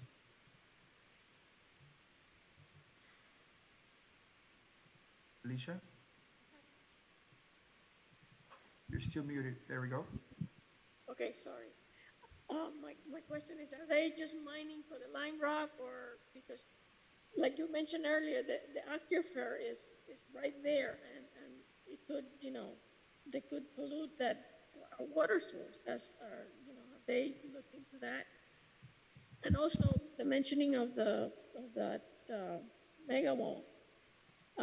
If you mentioned that if they could build the homes for both lateral and seismic forces, I think that should be a solution for, like, we're having more growth west of I-75, and those people are going to be affected. So they're building the homes in the old-fashioned way instead of taking into consideration the seismic forces that are happening there. As far as construction, absolutely. The Florida Building Code came into effect after 1992 of Hurricane Andrew. Prior to that, there was a South Florida Building Code, which incorporated Dade and Broward counties. The rest of the state had a different code. I think it was the Unified Building Code. After 92, and I actually, by coincidence, I worked when I was in college. A group of professors received a grant to develop the Florida Building Code, and I was part of the team. At that time, I didn't know what I was helping them with, per se, but I realize it now, obviously.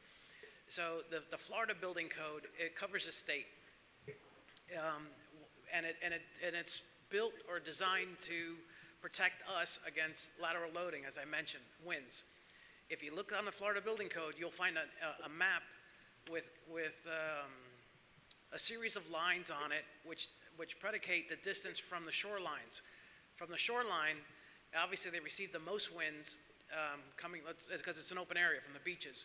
And you'll see that the new code now for 2020 has been designed, they raised the design wind speed to 185 miles an hour.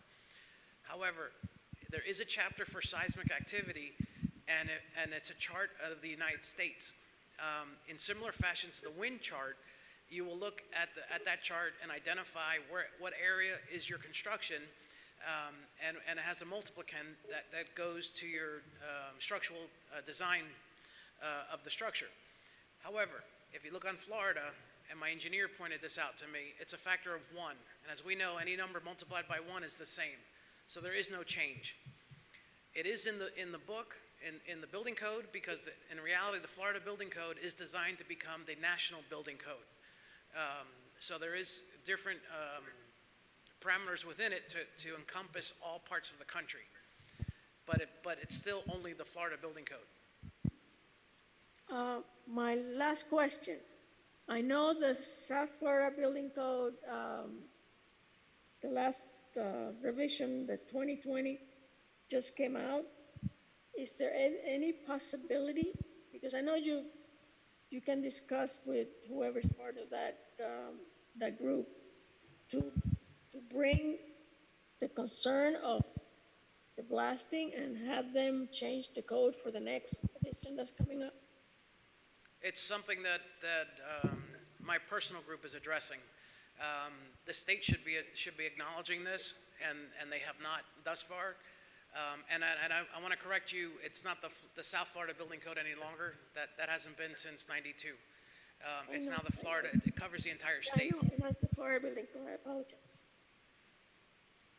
I'm sorry? Yeah, I named the code, I know it's the Florida Building Code.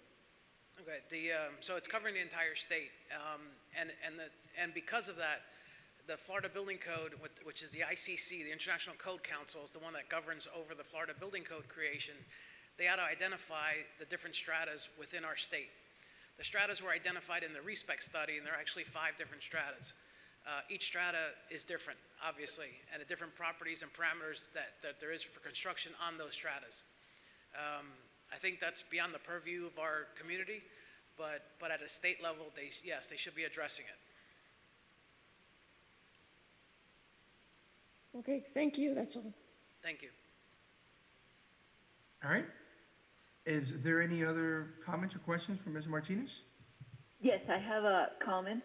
Out of all of the explanation, there is one aspect of this whole thing that has not been talked about, and that is the fact that a long time ago, a group of residents got together with an attorney. They filed a lawsuit against the mining industry, and they won.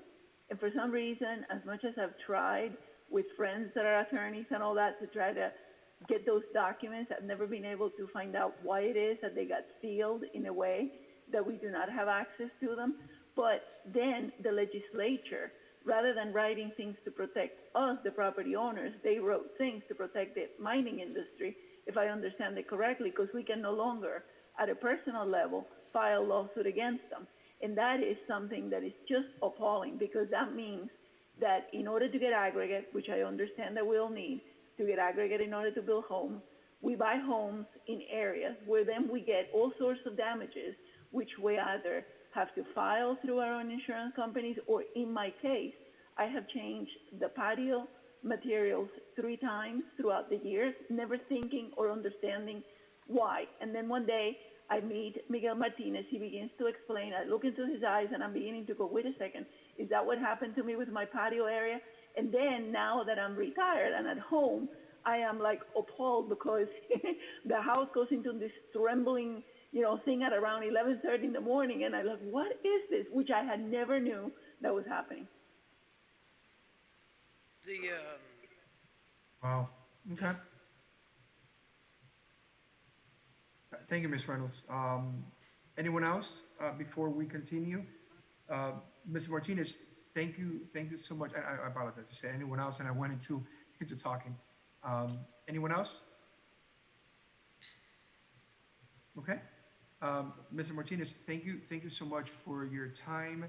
I said more than anything, it was not my intention to make this a blasting board meeting, but I think we have spent it a little more, over 30 minutes, hearing all your feedback and comments and questions. I think it was a very good educational time for myself, and I'm sure for the rest of us that have not participated in any of these blasting board meetings or have any clue or information, like Ms.